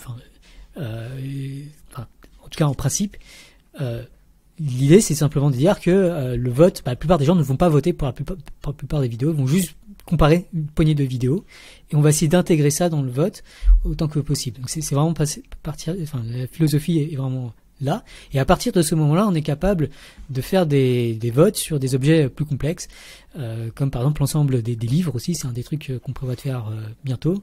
On pourra aussi généraliser à d'autres médias, ou par exemple les articles scientifiques. Ça permet d'avoir des votes sur des objets beaucoup plus nombreux, sur lesquels tout le monde ne va pas s'exprimer. Donc c'était un peu ça l'idée globale de Tournesol. Et un peu pour le fun, on l'a appliqué aussi à l'élection présidentielle. Excellent. Et justement, du coup, Tournesol répond un peu à la question de qui choisit ce que les gens doivent voir, je pense, parce que c'est quand même une grosse critique qu'on pourrait faire à mettre plus d'éthique. Finalement, qui choisit quelle éthique? Et là, vu que c'est les gens qui choisissent, c'est vraiment cool. Et par contre, ça répond pas à une critique qui pourrait être, finalement, ça fait des algorithmes de recommandation un peu paternalistes comme ça, qui finalement, est-ce qu'on devrait pas plutôt laisser les gens libres de consommer ce qu'ils veulent plutôt que de leur recommander des trucs qu'on pense être bons? Alors je pense que cette remarque elle est liée à une vision très individualiste des algorithmes de recommandation. L'exemple que j'aime bien prendre, c'est le cas de l'invasion de l'Ukraine par la Russie. Donc quelques jours après cette invasion, il y a l'ancien directeur de la branche actualité de Yandex. Yandex, c'est le Google russe, qui écrivait un message à ses anciens collègues, en gros en les suppliant de faire quelque chose par rapport à l'information recommandée sur Yandex. Pourquoi est-ce que cet exemple m'intéresse? Parce que là, on a un cas où ce qui est recommandé massivement à... je crois qu'il y a 30 millions d'utilisateurs de Yandex. Non, je sais plus, des dizaines de millions de Russes, affecte en fait la sécurité de 40 millions d'Ukrainiens. C'est-à-dire que les Ukrainiens, ils ont un parti pris, ils sont mis en danger par ce qui est recommandé à des millions de Russes. De la même façon, ce qui est recommandé, les vidéos de SUV qui sont recommandées à des centaines de millions d'Américains mettent des centaines de millions de Pakistanais en danger. On vit dans un monde connecté et ce qui est recommandé aux uns affecte la sécurité des autres. Et à partir du moment où on a cette vision des choses, en fait, j'ai un parti, je suis potentiellement mis en danger par ce qui est recommandé à d'autres. Et du coup, ça paraît plus naturel que j'ai un mot à dire sur ce qui sera recommandé à d'autres personnes. Parce qu'il en va de ma propre sécurité. Surtout sur les problèmes d'inattention. C'est un peu plus clair. Et donc, c'est en cela qu'on pense que c'est complètement justifié que les utilisateurs de Tournesol affectent, pas forcément complètement, mais au moins en partie, les recommandations reçues par des millions ou des milliards d'autres utilisateurs sur YouTube. Et ce que je trouve très intéressant aussi, c'est cette distinction peut-être entre ce qu'on consomme et ce qu'on voudrait consommer. Parce que il y a parfois des contenus comme ça qui vont justement chercher un peu dans les failles humaines. Par exemple, si on prend l'exemple de la télé, beaucoup de gens vont dire ah mais j'aime pas par exemple TPMP avec Cyril Hanouna, c'est vraiment stupide ou je sais pas quoi. Par exemple Arte c'est beaucoup mieux, même s'il y a beaucoup de critiques à faire à Arte aussi, mais c'est quand même mieux. Mais finalement, ils vont quand même regarder TPMP parce que c'est plus divertissant, il y a du clash, etc. Donc finalement, entre nous-mêmes d'un point de vue individuel, ce qu'on voudrait voir par rapport à ce qu'on regarde vraiment, c'est pas forcément, enfin, c'est quasiment jamais corrélé, quoi. Ouais, donc moi j'ai un problème avec les vidéos de foot. J'aime bien le football. C'est que c'est très addictif, quoi. Ça m'arrive de cliquer sur une vidéo et puis de rester sur YouTube pendant 3 heures et me demander ce qui s'est passé entre temps. Du coup, une stratégie que je développe, c'est je regarde les vidéos de YouTube qu'en navigation privée. Okay. Bon, il se trouve que maintenant même j'efface les cookies à chaque fois en sortant, donc je pourrais même le regarder en navigation normale. Mais voilà, c'est un réflexe quand même que j'ai. Et ce que ça montre, c'est que en fait, j'aime distinguer 2 versions de moi. La version de moi qui réfléchit, qui se pose la question de à quoi est-ce que lait devrait donner plus d'attention. Donc j'appelle ça le lait plus. Et une autre version de moi que j'appelle le zombie lait, qui est qui est fatigué, qui traîne sur internet, voilà, qui clique sur un peu n'importe quoi. Et celui-là est très vulnérable et voilà, les plus a vraiment envie de prendre soin de zombie lait, quoi. Zombie lait lui réfléchit pas trop, donc ouais. Et je pense qu'il y a énormément de ça de façon générale, quoi. On se laisse souvent aller à notre zombie, nous, et ça nous conduit à prendre des choses qu'on pourra regretter plus tard, voire on est quasiment systématiquement en mode zombie à certaines heures de la journée. Voilà, et pour changer ça, en fait, l'exposition informationnelle est critique. C'est est-ce qu'au moment où on est vulnérable, enfin, pratiquement, il y a énormément ce problème dans les recommandations YouTube de produits addictifs, que ce soit la cigarette ou l'alcool. Recevoir une telle recommandation au moment où quelqu'un essaie d'arrêter de boire, par exemple, c'est vraiment problématique. Et du coup, une chose à faire, c'est changer son environnement informationnel et faire en sorte que lorsqu'on ouvre YouTube, on a des recommandations de trucs qui, au mieux nous découragent d'aller sur YouTube. Bon, c'est pas si mal. Au pire, on va dire c'est ça. Et au mieux nous pousse vers de l'information de qualité et à mieux nous informer, ou prendre de meilleures habitudes dans notre vie quotidienne grâce à cette exposition informationnelle. Ouais, ça pourrait être très intéressant, typiquement, que YouTube nous permette aussi de dire un petit peu les contenus qu'on a envie de voir. Et puis, je pense que, ouais, ça, même d'un point de vue personnel, ça créerait un peu moins de dissonance cognitive comme ça, où on a envie de voir un truc et finalement on regarde autre chose. C'est assez. Alors ça, vous pouvez le faire. C'est pas agréable, quoi. Ça, vous pouvez le faire. Il faut le faire. Enfin.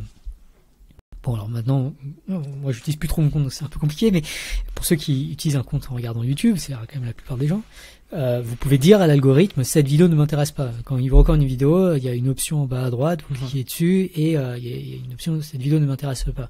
Et donc si vous faites ça régulièrement à chaque fois que vous avez du contenu que vous ne voulez pas que YouTube vous recommande, en fait, assez rapidement, YouTube va se mettre à ne plus recommander ce genre de vidéo.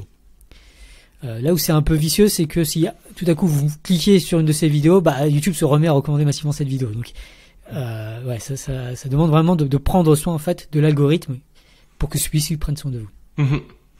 Et est-ce que tu penses que c'est possible que dans le futur, justement, YouTube soit basé, l'algo de YouTube soit basé sur des trucs un petit peu comme vous faites à Tournesol? Et est-ce que c'est le but en fait de Tournesol ou pas spécialement?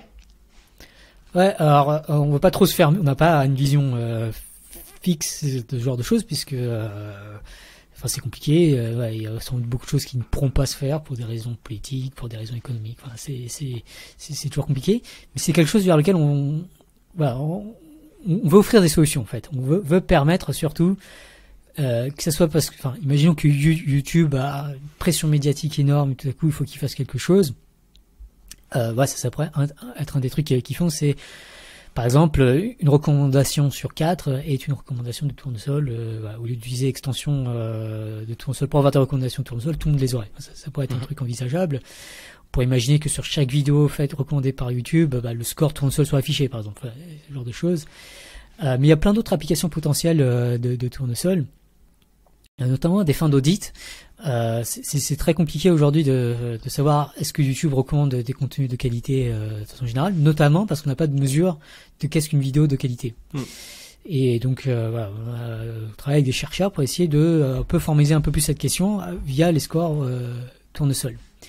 Ça peut être aussi un moyen aussi pour identifier plus collaborativement des consensus de communauté.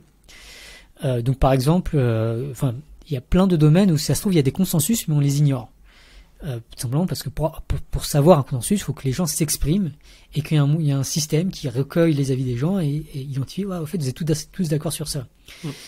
Donc, tournesol pourrait être une façon de faire ça. Par exemple, si une vidéo est tout à coup très bien notée par tout le monde, ben on peut dire, en fait, ce que dit la vidéo est consensuel. Enfin, ça a l'air d'aller à tout le monde. Notamment tout ce qui est droits humains, tout ça, je pense que c'est des questions très intéressantes. GIEC également. Typiquement, un des trucs qu'on aimerait bien faire, c'est établir des collaborations avec le GIEC ou avec des associations de droits humains pour que via Tournesol, on puisse identifier quels sont les consensus au sein du membre du GIEC. Bon, il y en a qui sont a priori évidents. Est-ce que le changement climatique existe? Voilà, on imagine tous qu'il y a un consensus, mais par exemple sur le nucléaire ou sur des questions sur la géo-ingénierie. Enfin, je sais pas, les différents trucs qui sont peut-être plus compliqués à aborder, ou quels sont les espoirs par la fission, la fusion nucléaire, ou leur position par rapport à la publicité, enfin, des trucs qui sont où le consensus est moins sorti aujourd'hui. Ça serait intéressant de voir ce que ces gens pensent. Par exemple, moi, je serais curieux de voir ce que les membres du GIEC pensent de ma vidéo où je dis que les publicités sont en fait l'une des plus grandes menaces pour le changement climatique. Donc il y a plusieurs utilités potentielles de Tournesol, et peut-être une autre à mentionner pour s'il y a des gens qui sont en machine learning qui écoutent ici. Un des trucs qui pourrait être fait par exemple, c'est d'utiliser Tournesol pour essayer de comprendre, pour construire des algorithmes de langage qui parlent davantage comme les contenus qui sont jugés d'utilité publique sur Tournesol plutôt que et moins comme les contenus qui sont jugés nocifs par Tournesol par exemple. Ok. Donc par exemple que ChatGPT pourrait intégrer ces recommandations. Oui, tout à fait. En fait, l'apprentissage de ChatGPT a beaucoup de similarités avec Tournesol, dans le sens où ils ont un premier un truc de base, ça s'appelle GPT 3.5, et ensuite il y a cette phase d'apprentissage de ce qu'on appelle le fine tuning. Et en gros, c'est des reviewers humains, qui font des contributeurs Tournesol, qui ont classé des complétions de ChatGPT. En gros, on lançait ChatGPT sur un truc, et puis ChatGPT faisait 4 complétions, et puis les humains disaient celle-là est bien, elle est meilleure que celle-là, celle qui est meilleure que celle-là. Donc en fait, le système est assez similaire à Tournesol, sauf que les objets de comparaison, c'est les complétions de ChatGPT, et que nous, c'est les vidéos YouTube. Mais les systèmes sont assez similaires. Et après, une grosse différence, bien sûr, c'est que ChatGPT est extrêmement opaque. On ne sait même pas qui sont ces humains, selon quel principe, qu'est-ce qu'on leur a dit, tout ça. On n'a pas accès aux données. Alors que sur Tournesol, les données sont publiques. Et on encourage autant que possible si les contributeurs veulent faire des jugements publics, les données sont publiques. L'algorithme utilisé est public, ainsi de suite. Et finalement, donc on voit que ce système de comparaison fonctionne assez bien pour YouTube, pour ChatGPT. J'imagine qu'il pourrait aussi très bien fonctionner, par exemple, pour Netflix ou comme ça. En revanche, il y a des plateformes où je me dis que ça doit être beaucoup plus compliqué à mettre en place, notamment, je sais pas, par exemple, TikTok, où il y a vraiment des centaines de vidéos extrêmement courtes, etc. Est-ce que et puis surtout c'est des vidéos qui sont recommandées dans la minute ou dans l'heure à quelque part. Dès qu'une vidéo est postée, ça va buzzer et ensuite très vite ça va s'arrêter. Là où sur YouTube, une vidéo a une durée de vie beaucoup plus longue. Donc les Twitter c'est la même chose. Les gens vont dire des informations souvent très très rapides. Si on veut savoir les dernières actualités, c'est souvent sur Twitter qu'elles sont présentes. Donc sur des choses comme ça très rapides, des vidéos courtes, est-ce que ce genre de système pourrait fonctionner? Est-ce qu'il y aurait d'autres systèmes qui pourraient fonctionner? Alors la réponse courte, c'est que c'est malheureusement beaucoup plus compliqué. Comme tu as dit, surtout le côté temps réel, je pense que c'est vraiment ça puis renouvellement très rapide, du coup beaucoup de contenu, c'est compliqué. Et c'est un principe assez général, je veux dire, globalement, un live, c'est plus difficile de savoir une fois qu'il a été lancé. C'est pas, même les producteurs du live, savent pas quelle va être la qualité du live. Donc l'instantanéité, quelque chose qui est assez préoccupant, qui est plus difficile à sécuriser. De la même façon, tout ce qui est, le fait qu'il y ait des renouvellements rapides, tout ça c'est beaucoup plus difficile à gérer, et je pense que ça serait bien qu'on ait une vision beaucoup plus, qu'on se méfie beaucoup plus de ce genre de moyens de communication. Qui ont des utilités, qui peuvent être intéressantes, mais c'est bien de revenir régulièrement à des contenus qui sont plus établis, qui sont plus, qu'on a pris plus de temps de reviewer. Donc, par exemple, des pages Wikipédia, typiquement, qui est un peu l'antithèse du tweet sur Twitter, et encourager peut-être plus ces moyens de communication que TikTok ou Twitter. Bon, TikTok pose d'autres problèmes, notamment le fait que l'algorithme, Twitter aussi pose des problèmes en termes de gouvernance. Donc aujourd'hui, en tout cas, Tournesol, on prévoit pas de s'attaquer à ce genre de médias. Après, s'il y a des chercheurs qui nous écoutent, et je pense que c'est une question de recherche très intéressante, parce que même dans le cas de YouTube, c'est quand même, il y a quand même pas mal de réactivité sur YouTube. Les gens vont quand même voir pas mal les vidéos peu de temps après qu'elles sortent. Et donc c'est important de les avoir reviewées assez rapidement si on veut leur assigner des scores Tournesol, savoir si elles sont recommandables ou non. Et en particulier assigner des scores avant qu'elles soient reviewées par suffisamment de gens. Et donc une façon de faire ça, c'est de faire de la généralisation. De se dire, à partir des données du passé, il y a différentes façon de faire, mais en gros l'idée de base c'est étant donné les trucs du passé, par exemple telle chaîne d'habitude elle est très likée par la plupart des contributeurs, donc la nouvelle vidéo de cette chaîne probablement pas trop mal, en plus elle a l'air de parler d'une certaine manière, le contenu a l'air d'être assez aligné avec d'autres contenus, il y a sans doute pas mal de manières d'estimer un score pour des vidéos, même si on n'a pas assez de données à ce sujet. Le problème c'est que faire de la généralisation comme cela, en gros, ça passe par des algorithmes de machine learning qui sont beaucoup plus vulnérables en termes d'un point de vue sécurité que les algorithmes classiques, et en particulier que les algorithmes aujourd'hui de Tournesol, qui sont du machine learning très élémentaire, sur lequel on peut, suffisamment simple pour lequel on peut prouver des théorèmes de sécurité. Et mais la question de recherche pourrait être intéressante, et donc j'encourage les chercheurs qui nous écoutent ou les gens parmi nous qui connaissent des chercheurs à les pousser à s'intéresser à ce genre de questions de génération des données de Tournesol, si possible avec de la sécurité. Et puis je me posais aussi une question en fait, typiquement avec Tournesol, la recommandation YouTube, si on va sur les recommandations de Tournesol, on voit qu'il y a énormément, si ce n'est que du contenu informationnel en fait, très très peu de divertissement. Et à quelque part ça peut sembler logique, parce que aussi si on doit comparer justement une vidéo informationnelle par rapport à une vidéo divertissement et se demander laquelle il faut la plus mettre en avant, on va peut-être se dire que celle informationnelle est plus importante de manière générale à mettre en avant que le divertissement.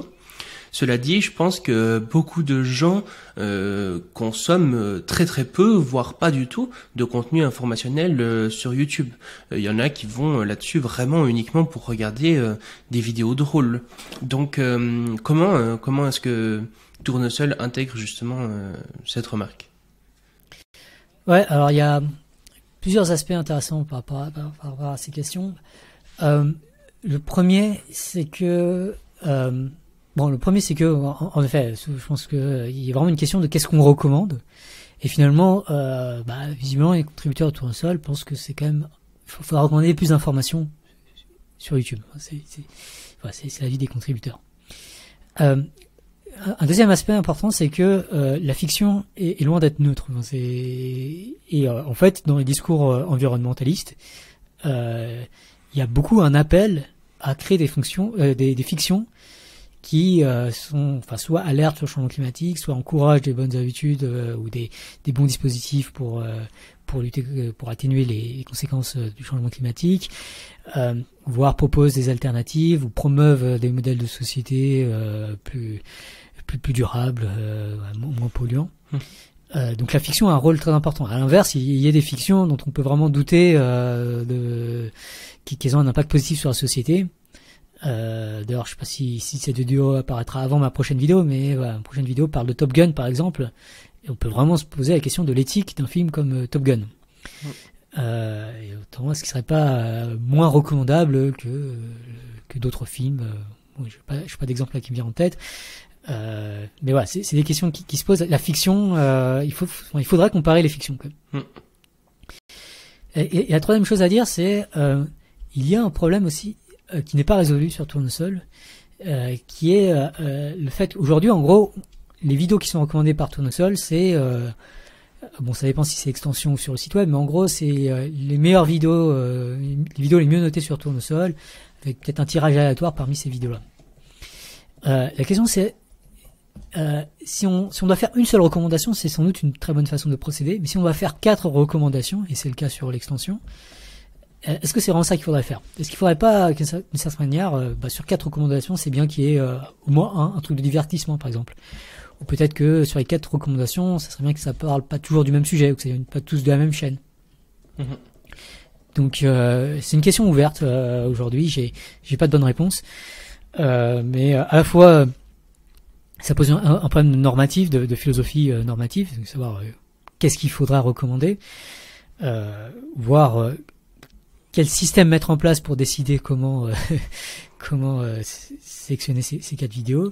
Et puis c'est aussi un problème informatique / mathématique important de savoir quels algorithmes permettront de faire d'implémenter une certaine vision philosophique de cette question normative. Voilà, des questions, plein de questions ouvertes pour toutes sortes de chercheurs. Fantastique. Et je pense que une critique que des gens pourraient faire de cet épisode de podcast, c'est de dire finalement mais est-ce que t'es pas un peu trop négatif sur l'intelligence artificielle? Pas forcément que les algorithmes de recommandation, mais de manière générale, tu es quand même plus critique sur les nouveautés dans l'intelligence artificielle. Disons que je pense que la majorité des chercheurs en IA, justement.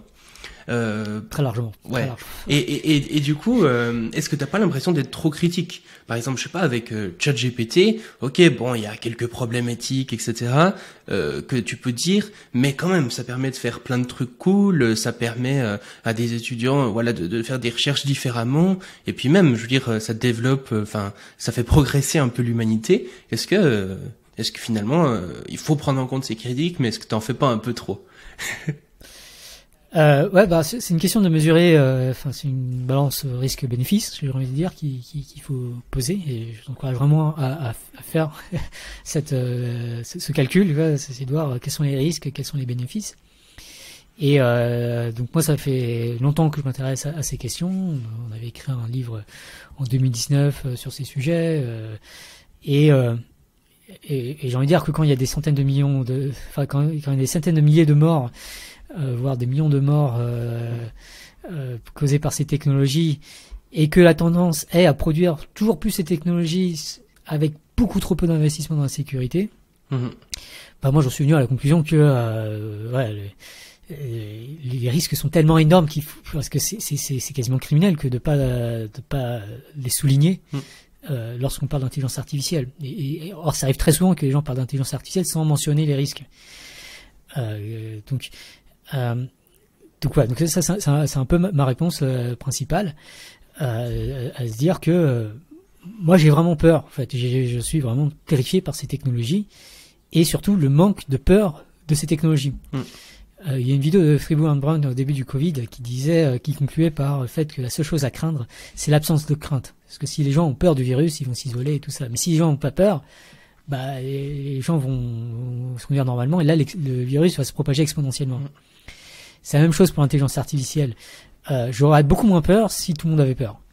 Mais aujourd'hui, comme beaucoup trop peu de gens ont peur, je suis le mec, le rabat-joie de service qui essaie d'appeler les gens à avoir un peu plus peur de ces objets.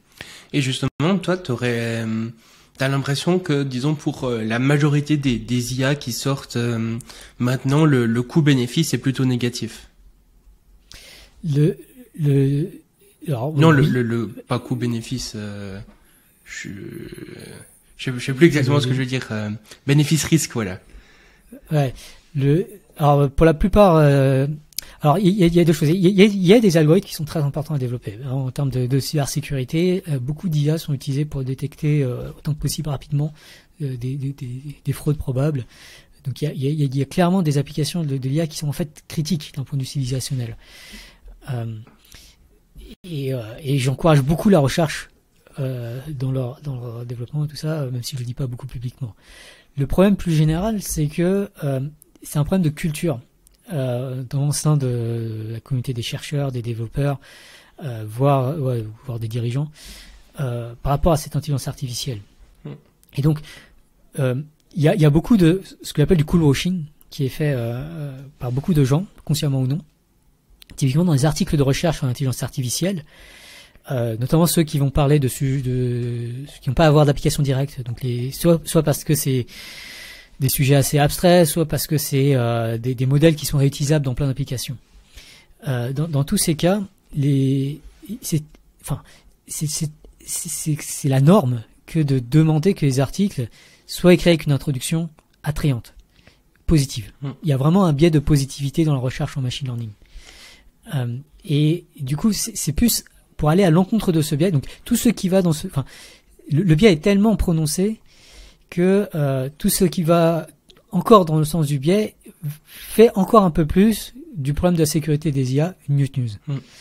Donc, c'est pour cette raison que j'ai beaucoup de mal à dire du bien publiquement de ces technologies. De toute façon, j'en dis pas beaucoup en privé non plus, mais même si par ailleurs on peut reconnaître aussi, je reconnais à volontiers que ces technologies sont de plus en plus spectaculaires.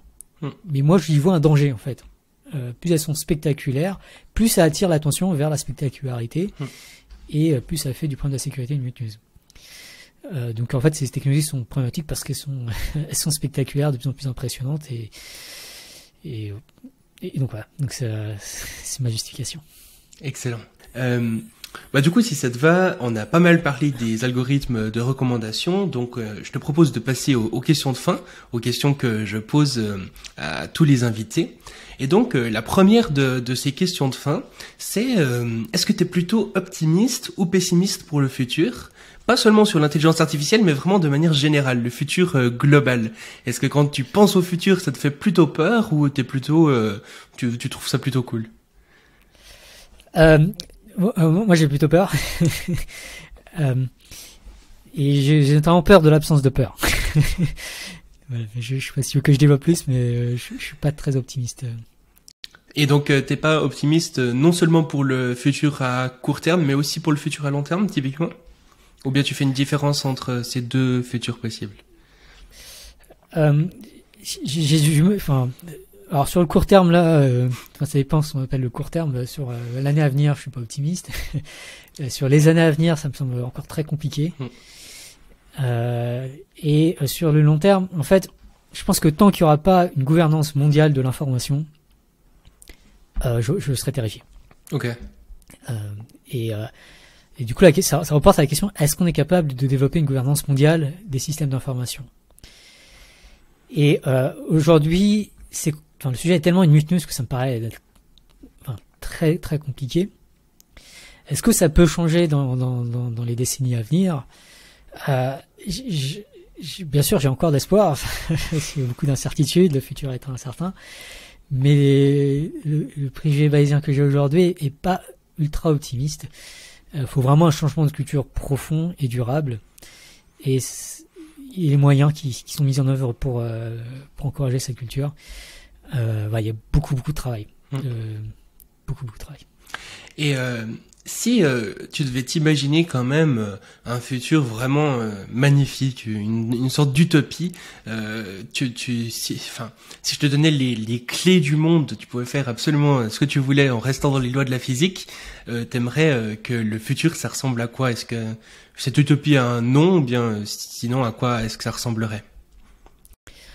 Ouais, alors moi je vais vraiment être obsédé par le côté informationnel.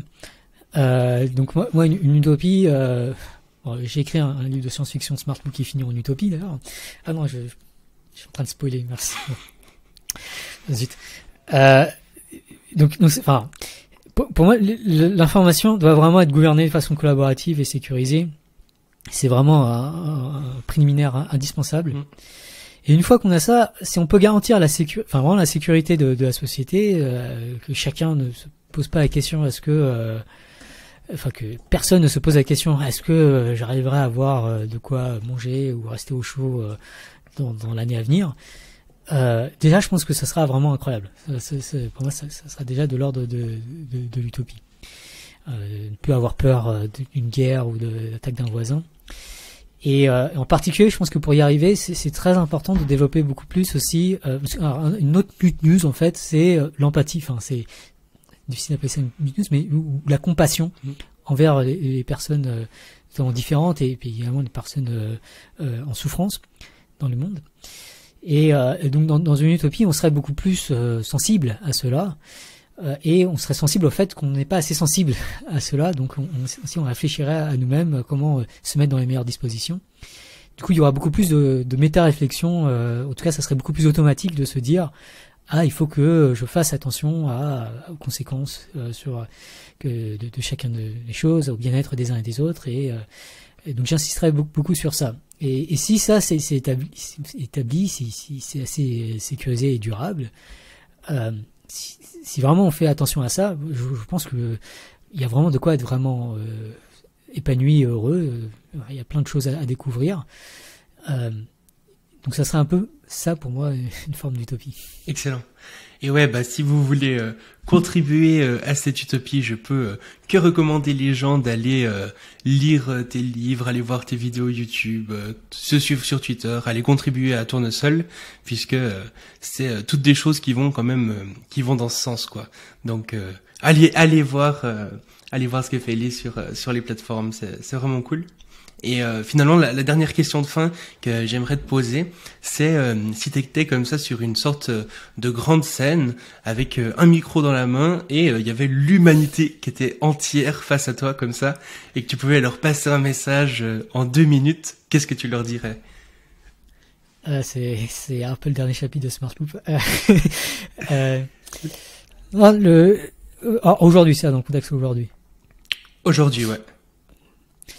Alors le message que je passerai, c'est un message que je répète beaucoup, mais c'est vraiment de faire beaucoup plus attention au système informationnel, au flux d'informations à travers le monde et à comment le gouverner de façon collaborative et de réfléchir en particulier au problème des fake news, pas juste à des informations et tout ça, appel à la haine, l'appel à la haine est un vrai danger aussi, mais beaucoup plus à réfléchir à quelles sont les informations que vous voudrez que tout le monde sache, y compris vous-même, pour le bien de la sécurité de toute l'humanité. Je pense que c'est vraiment la question la plus critique aujourd'hui pour le futur de l'humanité, c'est qu'on prête attention aux choses qui devraient avoir plus d'attention.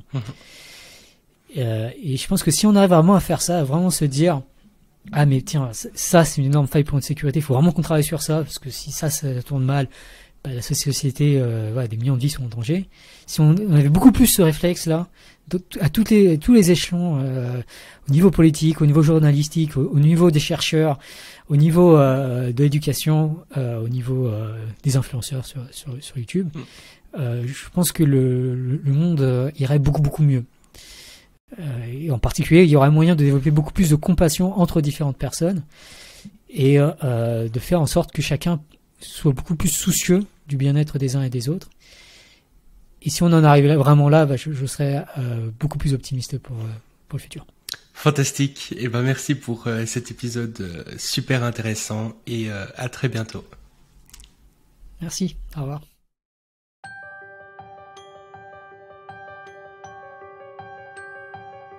Merci d'avoir écouté le Futurologue Podcast, le podcast pour comprendre les enjeux de demain.